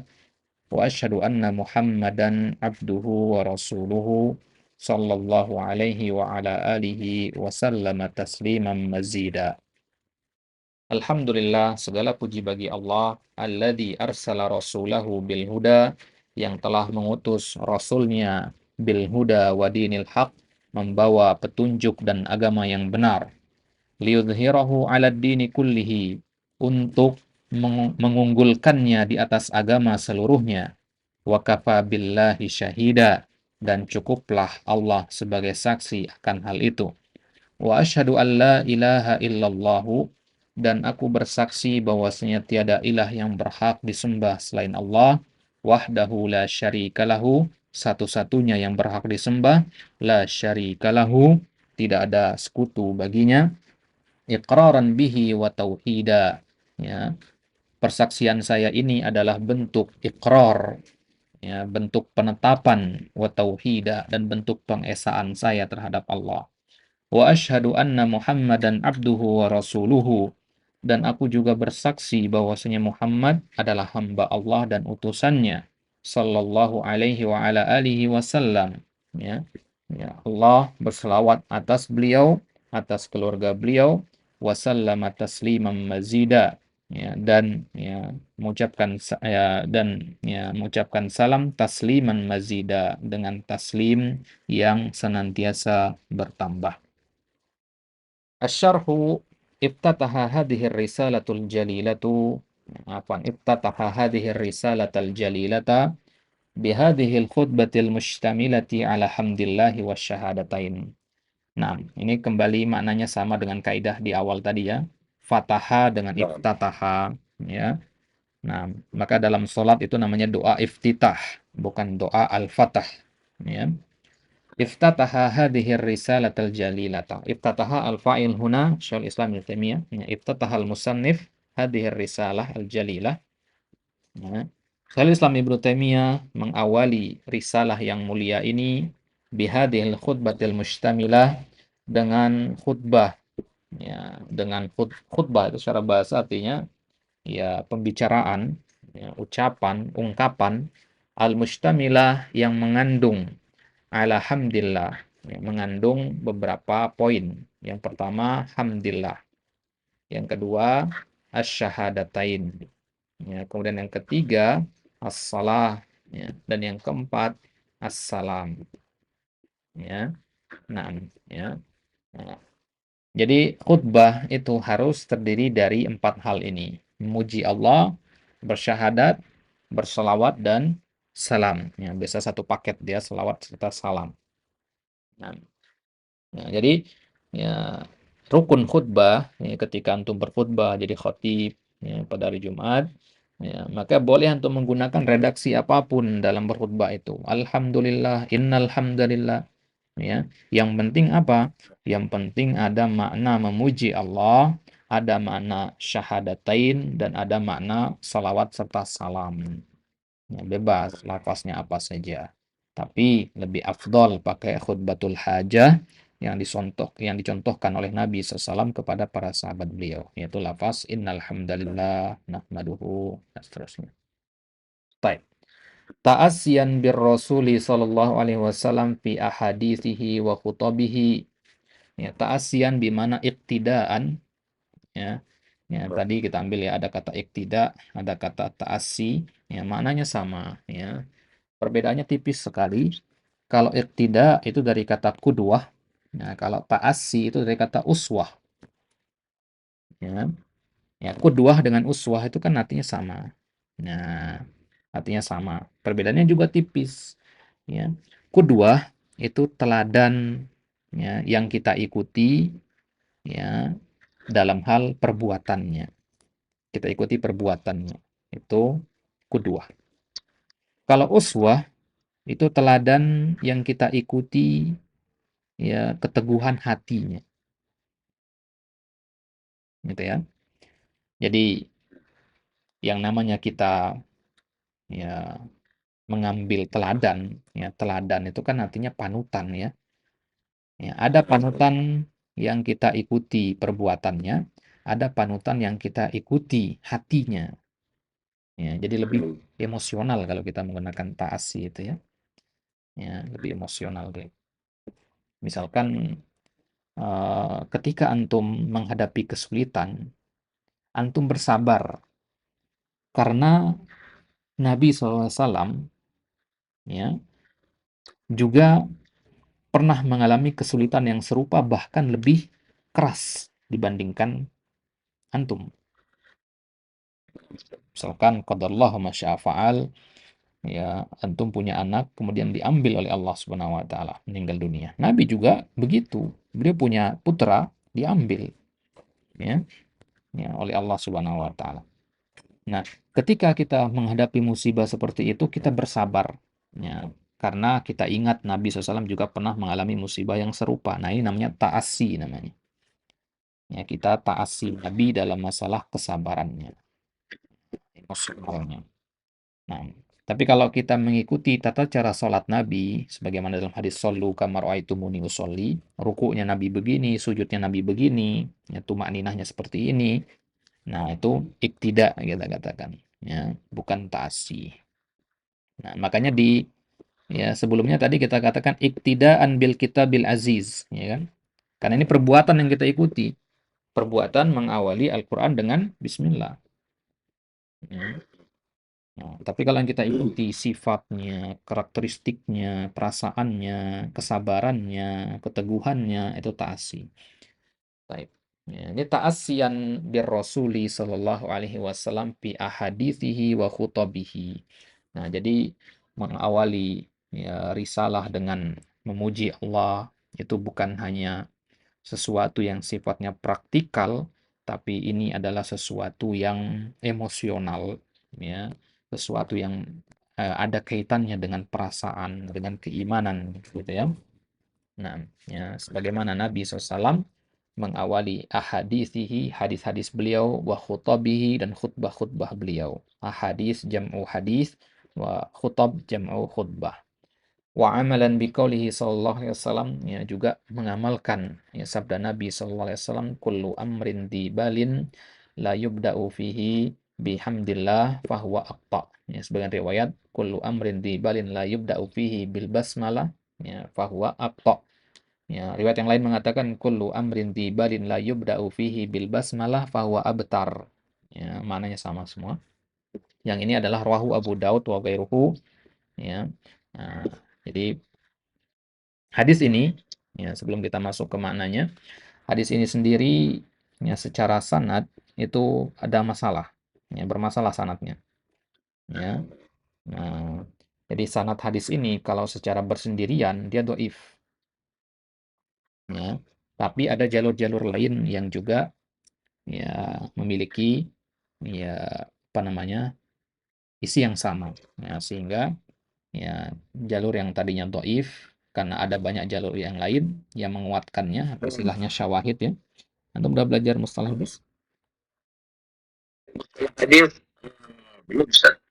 Nah, baik. Jadi dalam ilmu mustalah hadis itu ada istilah syawahid ya, penguat jalur gitu. Nah, jadi hadis itu memiliki banyak jalur. Meskipun dia doib tapi jalurnya banyak, jadi dia naik derajat menjadi hasan. Ya, kita kenal dengan nama hasan li ghairihi. Nah, maka hadis ini kalau dilihat dari satu jalur dia doif. Ya. Kalau dilihat dari banyak jalur yang lain, dia saling menguatkan satu sama lain. Nah, sehingga dia menjadi ya hasan li ghairihi. Nah, hadis ini dihasankan oleh ya, Syekh Al-Albani dalam kalau tidak salah Irwaul Ghalil ya. Yang beliau ya, mengatakan hadis ini dhaif, tapi setelahnya beliau sebutkan dia menjadi hasan karena adanya syawahid. Ya, meskipun masing-masing jalur itu lemah, tapi kalau dikumpulkan dia saling menguatkan. Baik. Kullu amrin dzibalin, setiap perkara dzibalin. Perhatikan kata dzibalin. Dzibalin itu kalau diterjemahkan artinya penting. Kalau diterjemahkan satu persatu nggak nyambung mananya nanti. Ya. Karena dzibalin itu dzi sya'nin. Ya. Bal itu sya'an. Taib. Kullu amrin dzibalin, setiap perkara yang penting. Ya. Artinya dia memiliki imbas bagi antum. Makan, itu ada imbasnya bagi antum. Tidur, itu ada pengaruhnya bagi antum. Ya. Nah, itu namanya amrin dzibalin. Setiap perkara yang dzibalin la yubda'u fihi, yang tidak diawali dengan hamdillah, dengan memuji Allah, fahuwa aqta. Nah, maka dia terputus. Rawahu Abu Daud wa ghairuhu. Wa yurwa bi bismillahirrahmanirrahim. Sebagian riwayat mengatakan setiap perkara yang tidak diawali dengan basmalah maka dia ya terputus. Ya, terputus maksudnya apa? Ai ma'dumul barokah. Ya, terputus dari al barokah. Nah, barokah itu sendiri artinya adalah ya kasratul khair ya wastimraruhu. Ya, kebaikan yang banyak dan terus menerus itu namanya barokah. Kebaikan yang banyak dan terus menerus. Ya, makanya sumur dalam bahasa Arabnya itu apa? Kalau sumur dalam bahasa Arabnya apa? Umur itu lupa Ustaz. Apa Ustaz? Birkah. Ya, birkah. Ya. Sumur atau kolam itu sebetulnya birkah. Ya. Kadang juga bi'run ya katanya. Nah, maka satu akar kata dengan barokah. Ya. Antum bayangkan ada sebuah danau, genangan air. Itu kan asalnya adalah kumpulan air yang kecil-kecil. Ya. Kumpul jadi satu.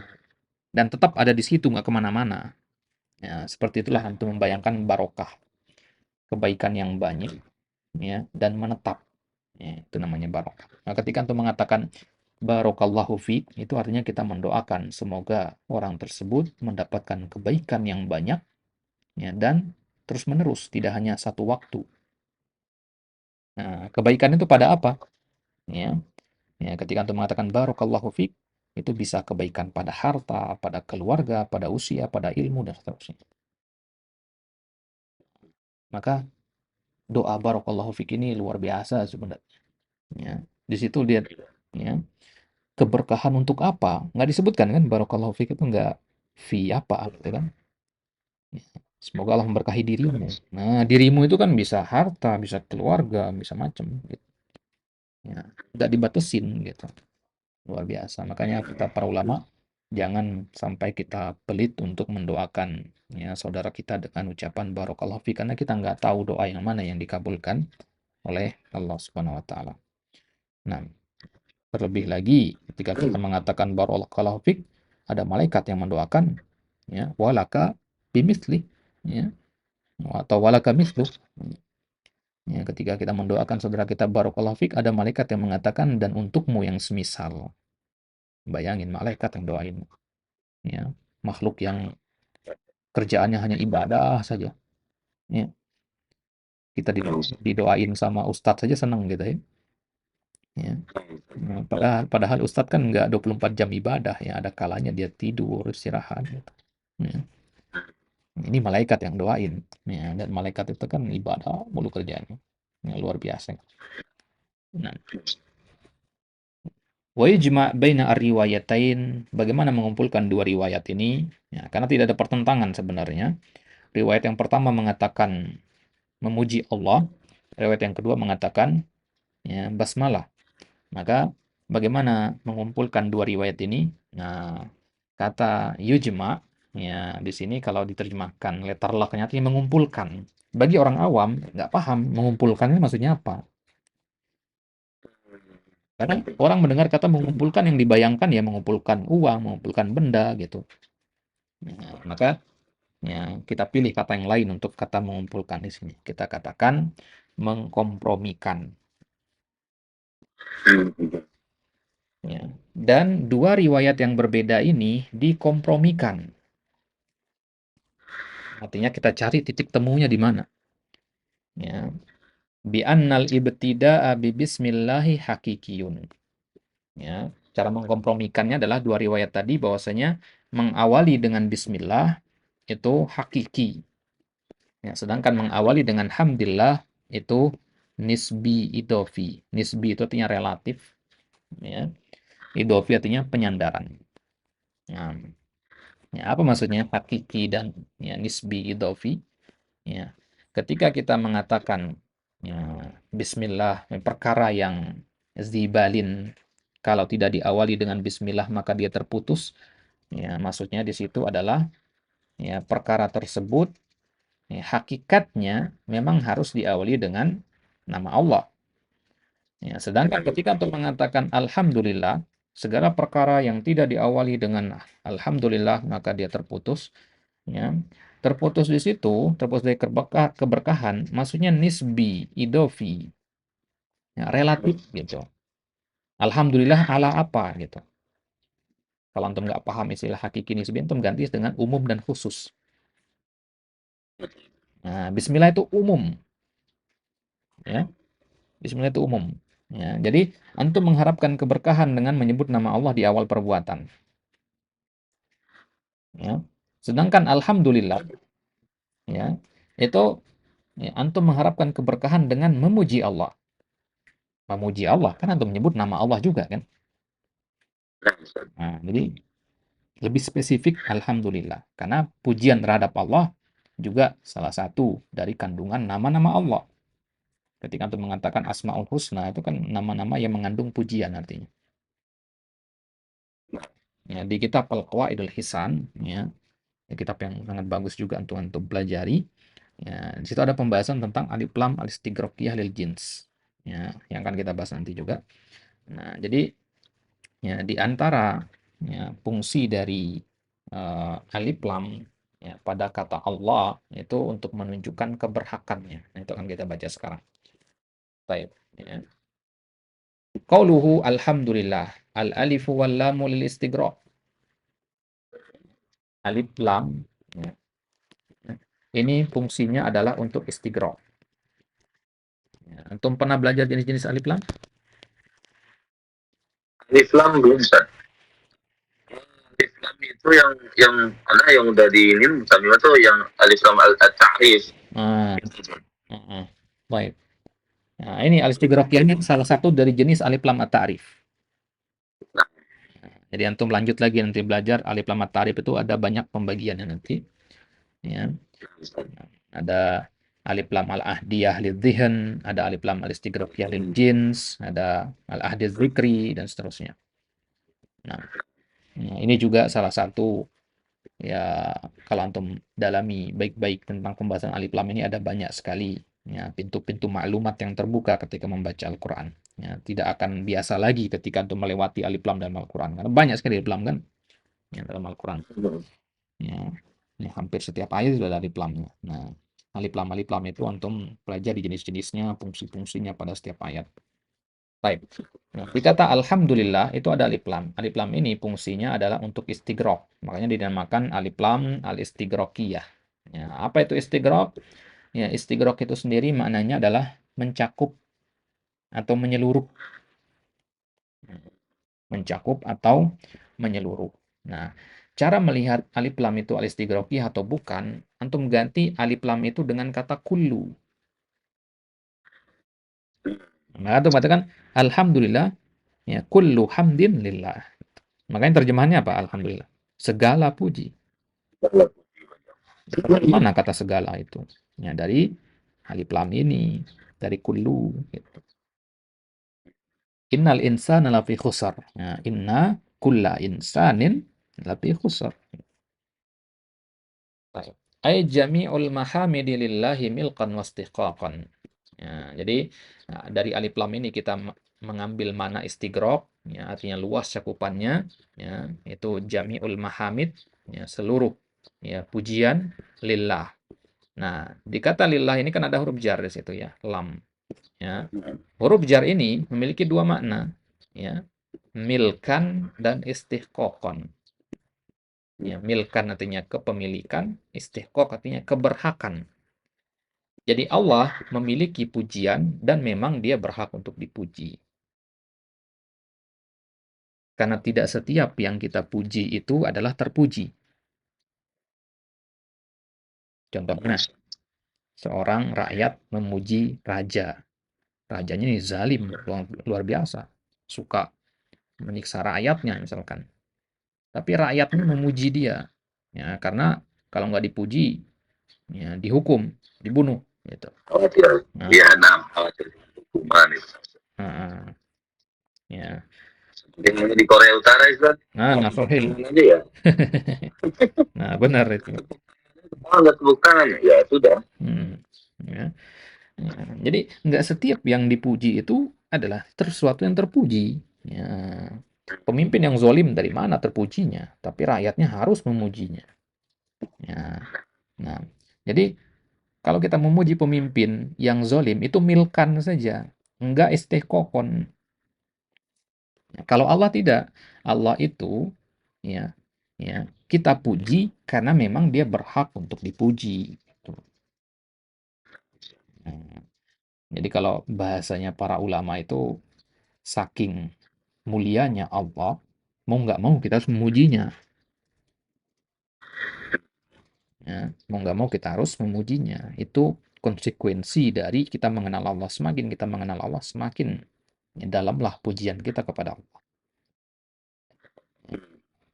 Nah, maka kalau ya orang hanya mengenal Allah ya sekedarnya saja, maka pujiannya tidak terlalu mendalam. Beda dengan pujian orang yang mengenal Allah. Semakin orang mengenal Allah, maka semakin dalam pula pujiannya.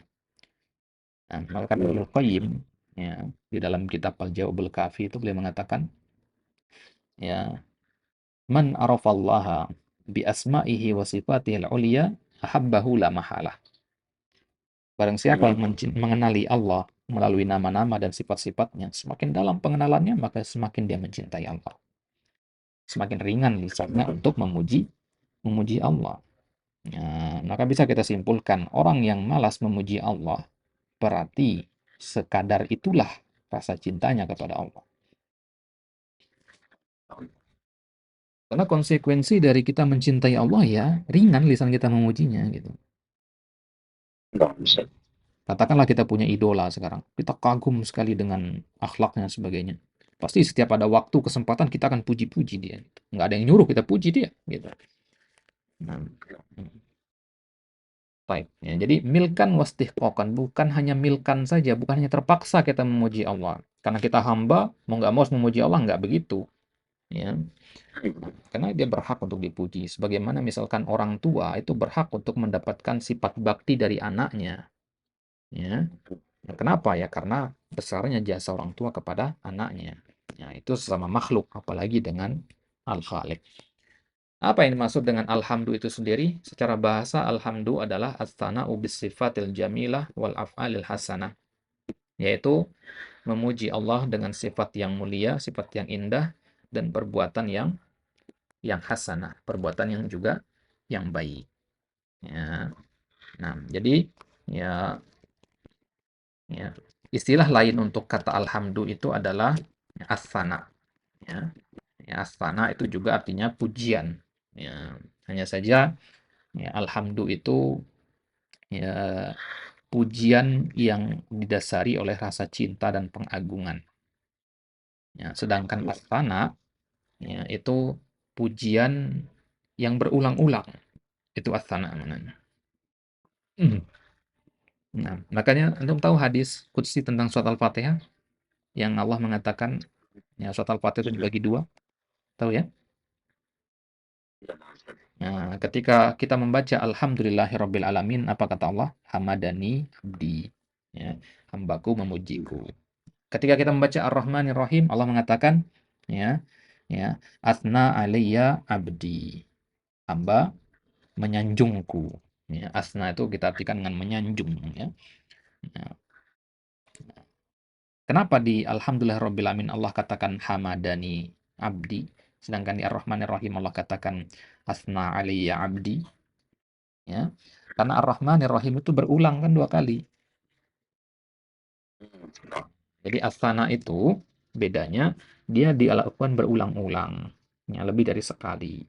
Ya, sedangkan alhamdu ya itu umum, bisa lebih sekali, bisa juga ya hanya sekali. Intinya kalau alhamdu itu pujiannya dibangun di atas dasar mahabbah dan ta'zim. Ya. Baik. Ya, bagaimana kalau pujian itu tidak didasari ya, mahabbah dan ta'zim? Nah, itu namanya al-madhu. Tahu al-madhu? Nah, kan tiga kata ini mirip dia mananya. Alhamdu, as-sana'u, sama al-madhu. Baik. Makanya Allah pilih alhamdu di dalam surat Al-Fatihah karena dia yang paling mulia. Nah, ya, tapi kan antum pahami tadi ya, as-sana artinya pujian yang berulang-ulang. Berarti alhamdulillah nggak berulang-ulang pujian. Ya, gimana menjawabnya? Nah, antum sudah pernah belajar perbedaan jumlah ismiyah dan jumlah fi'liyah dari sisi makna? Belum, Ustaz. Nah, jumlah ismiyah itu mengandung makna as-subut wal istiqrar. Ya, sedangkan jumlah fi'liyah mengandung makna al-qudus ya, wat tajaddud. Nah, tuliskannya. Ya. Al-jumlah nah, al-ismiyah. Ya.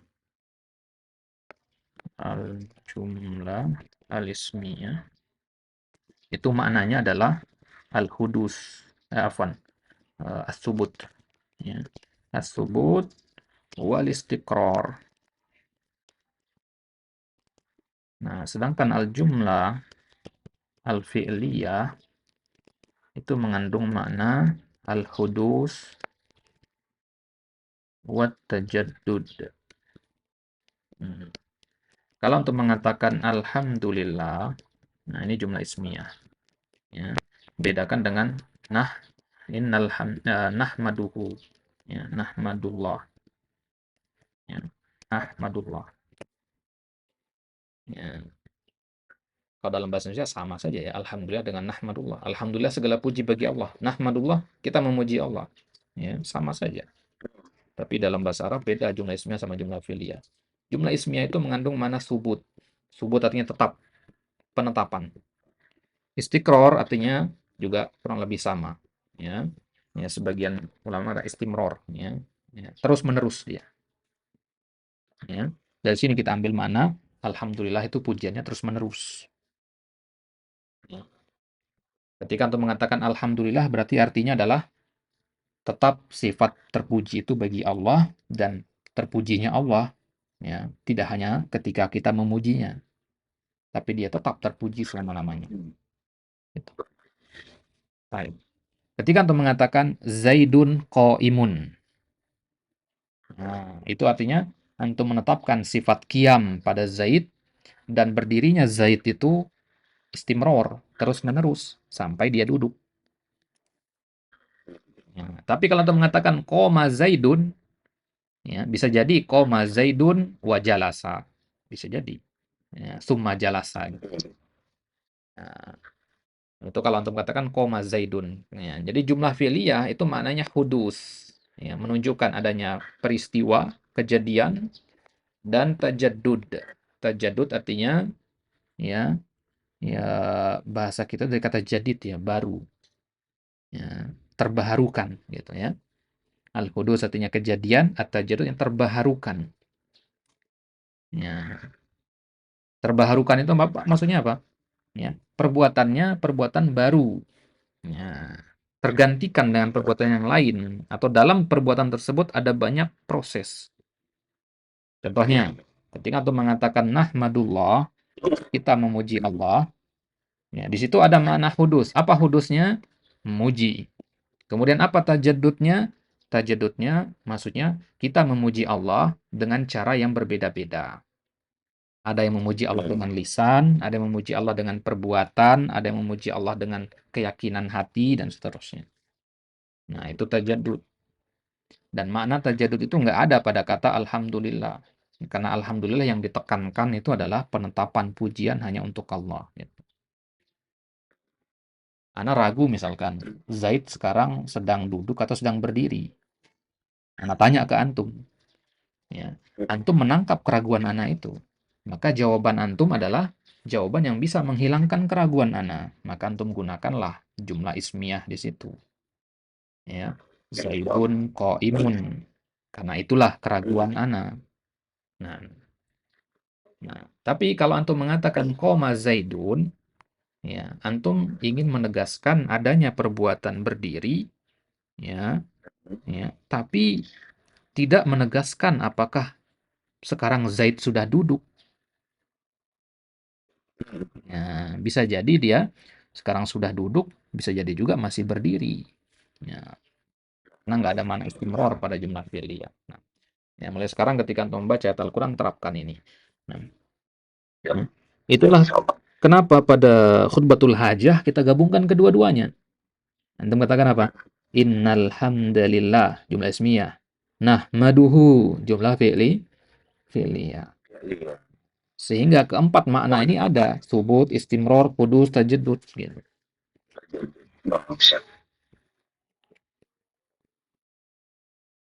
Baik.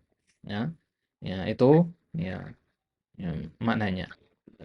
Jadi alhamdulillah, ya, kita tetapkan sifat itu tadi, ya, sifat terpuji untuk Allah.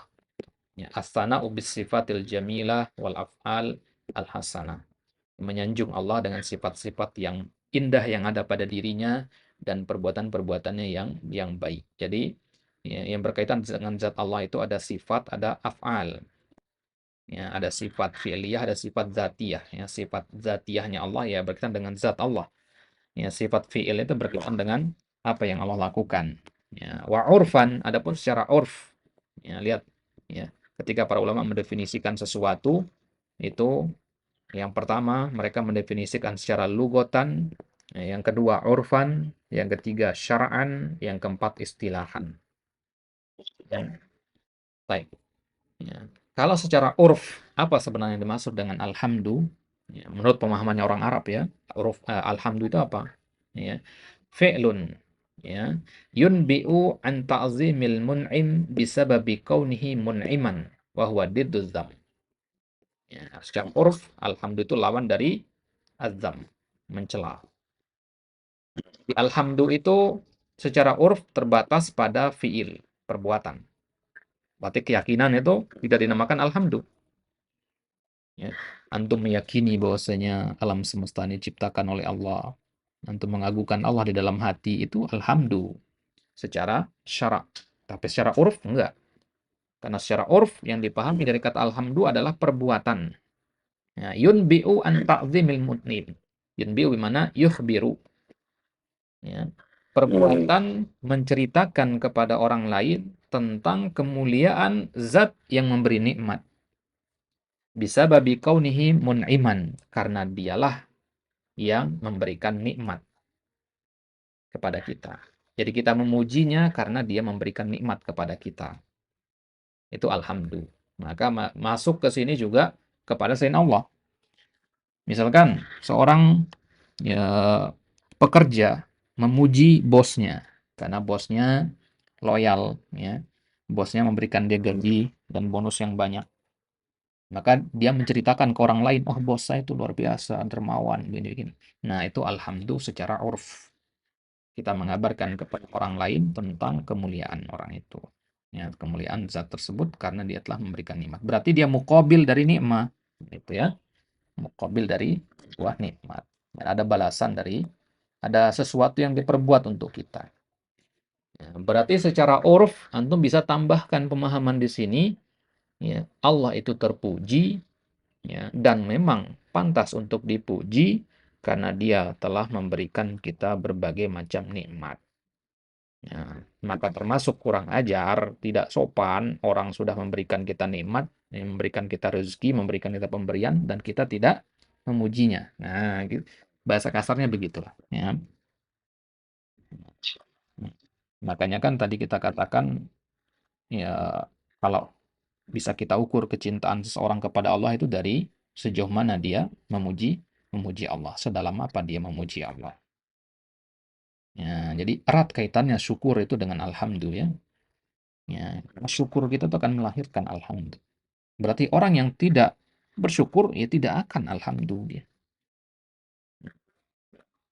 Ya, maka itulah yang ketika antum berzikir, ya alhamdulillah, alhamdulillah pada sholat itu ya, antum sambil hadirkan makna itu. Ya Allah, selama ini Engkau sudah berikan saya banyak nikmat. Ingat-ingat nikmat itu ketika kita mengulang kata alhamdulillah, alhamdulillah. Ya Allah, hari ini saya diberikan ini. Ya Allah, hari ini saya dijaga dari ini. Hadirkan makna itu ketika kita mengucapkan alhamdulillah. Bukan hanya lisan yang bergerak, tapi hati juga menghadirkan makna-makna itu. Nah, baik. Kemudian lillahi taqaddamal kalamu ala lafdzil jalalah, ya sudah, ya, ya sudah lewat pembahasan tentang labdu al jalalah. Nah, labdul jalalah namanya ya. Nah, ya Syekh Al-Utsaimin hafizahullah, ya beliau mengatakan kurang pas istilah labdul jalalah. Ya, beliau mengatakan alismu al-a'zam kata beliau. Ya, alismu al-a'zam kata beliau. Ya, nama yang paling, ya, mulia. Ya. Nah, istilahnya labdul jalal itu nggak ada dalam Al-Quran, tapi kalau alismu al-a'zam itu ada. Gitu. Ya.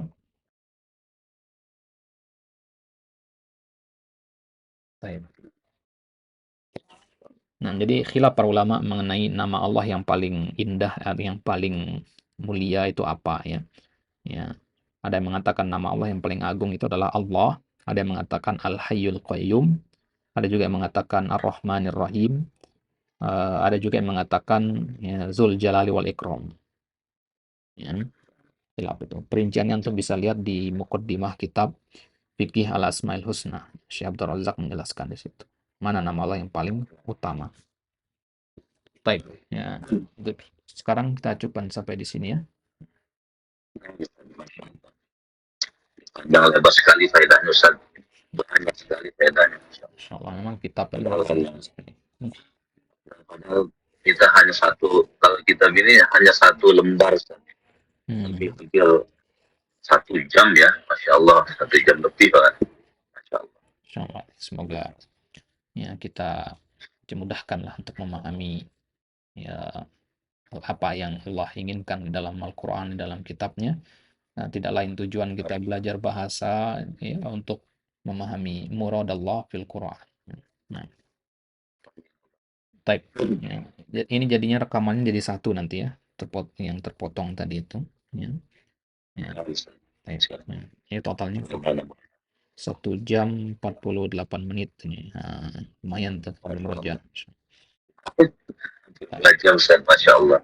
Nah, itu jihad kita zaman sekarang itu begitu ya. Jihad kita menahan diri untuk sabar mendengarkan. Nah, itu dia. Memang zaman sekarang ini sangat-sangat berat. Ujiannya sangat-sangat berat. Ya tantangannya di zaman digital ya. Dalam berbagai macam media sosial. Aduh, kalau kita bukan karena Allah, kemudian ya jihad kita, kesungguhan kita dalam menuntut ilmu, ya kita nggak akan sempat untuk ilmu. Ya. Karena memang tidak mengandung dopamin. Beda dengan tersebut. Betul, Ustaz. Tidak mengandung dopamin. Beda dengan orang gym gitu ya. Benar. Kita habis latihan, ini udah bela diri, kita sparring gitu ya, itu langsung terasa. ini langsung itu segar gitu kan, ngerti gitu ya. Berbeda dengan ya menuntut ilmu, dopamin itu nggak terasa gitu, nggak terasa instannya seperti itu Ustaz. Kalau nggak kita terus menerus minta pertolongan kepada Allah, kemudian bersungguh-sungguh, ya nggak akan terasa. Nah, makanya PR kita sekarang di zaman sekarang ini gimana caranya menjadikan belajar itu sebagai sumber dopamin kita. Ya. Alih-alih dengan scroll sosial media gitu ya, kita ganti dengan belajar, membaca. Makanya para ulama gimana mereka gila baca ya. Jadi untuk Mereka menumbuhkan seperti itu gimana Ustaz? Apa mesti kadang jiwa ini kan malas gitu Ustaz. Apa mesti dipaksa gitu? Apapun yang terjadi misalnya dipaksain aja baca dulu gitu kan. So, gimana tuh Ustaz? Menumbuhkan rasa apanya? Boleh dikatakan kecanduan baca kitab, baca buku itu Ustaz. Kalau yang antum tanya bagaimana, ada jawaban ringkas, jawaban panjangnya. Kalau jawaban ringkasnya kita katakan bitaufiqin minallah. Jadi banyak-banyak doa aja. Karena kan hati kita dikatakan dalam hadis itu baina ya asabi'ir rahman yang terletak di antara jari jemarinya Allah. Allah yang membolak-balikan hati. Ya, sekarang kita malas baca, ya. Kalau Allah sudah menakdirkan kita kecanduan baca, ya, sedetik kemudian juga bisa jadi. Gitu. Ya. Maka banyak-banyak berdoa saja. Ya, itu yang kita hadirkan ketika kita membaca doa. Allahumma inni as'aluka ilman nafi'a. Ya, jadikan ya saya mohon kepadamu ilmu yang bermanfaat. Artinya jadikanlah saya suka belajar gitu. Nah, maka di antara doa itu kan Allahumma inni as'aluka ya hubba amalin yuqarribuni ila hubbika. Ya Allah, karuniakan kepada saya kecintaan untuk melakukan sesuatu yang menyebabkan engkau cinta kepadaku. Ya, baik. Nah, ya Allah taala ala wa alam, kita cukupkan sampai di sini. Ya, semoga apa yang kita pelajari ini bisa memberi manfaat bagi kita. Ya, bisa menambah keimanan dan ketakwaan kita kepada Allah. Ya, karena ra'su al-ma'rifah, ya, puncak dari ilmu itu adalah khasyatullah, rasa takut kepada Allah dan takwaan kita kepada Allah. Baik, naktafi bihadzal qadar. Wallahu taala ala wa alam wa sallallahu ala nabiyina Muhammadin wa ala alihi wa sahbihi wasallam. Ya, jazakallahu khairan al-akh Abu Zahra ya, atas ya, timamnya insyaallah ya. Ya, Allah yubarik fik. Nakhtatim bidu'a kafatil majlis. Subhanakallahumma wa bihamdika asyhadu an la ilaha illa anta astaghfiruka wa atubu ilaik. Wassalamualaikum warahmatullahi wabarakatuh. Waalaikumsalam warahmatullahi wabarakatuh. Jazakallahu khairan.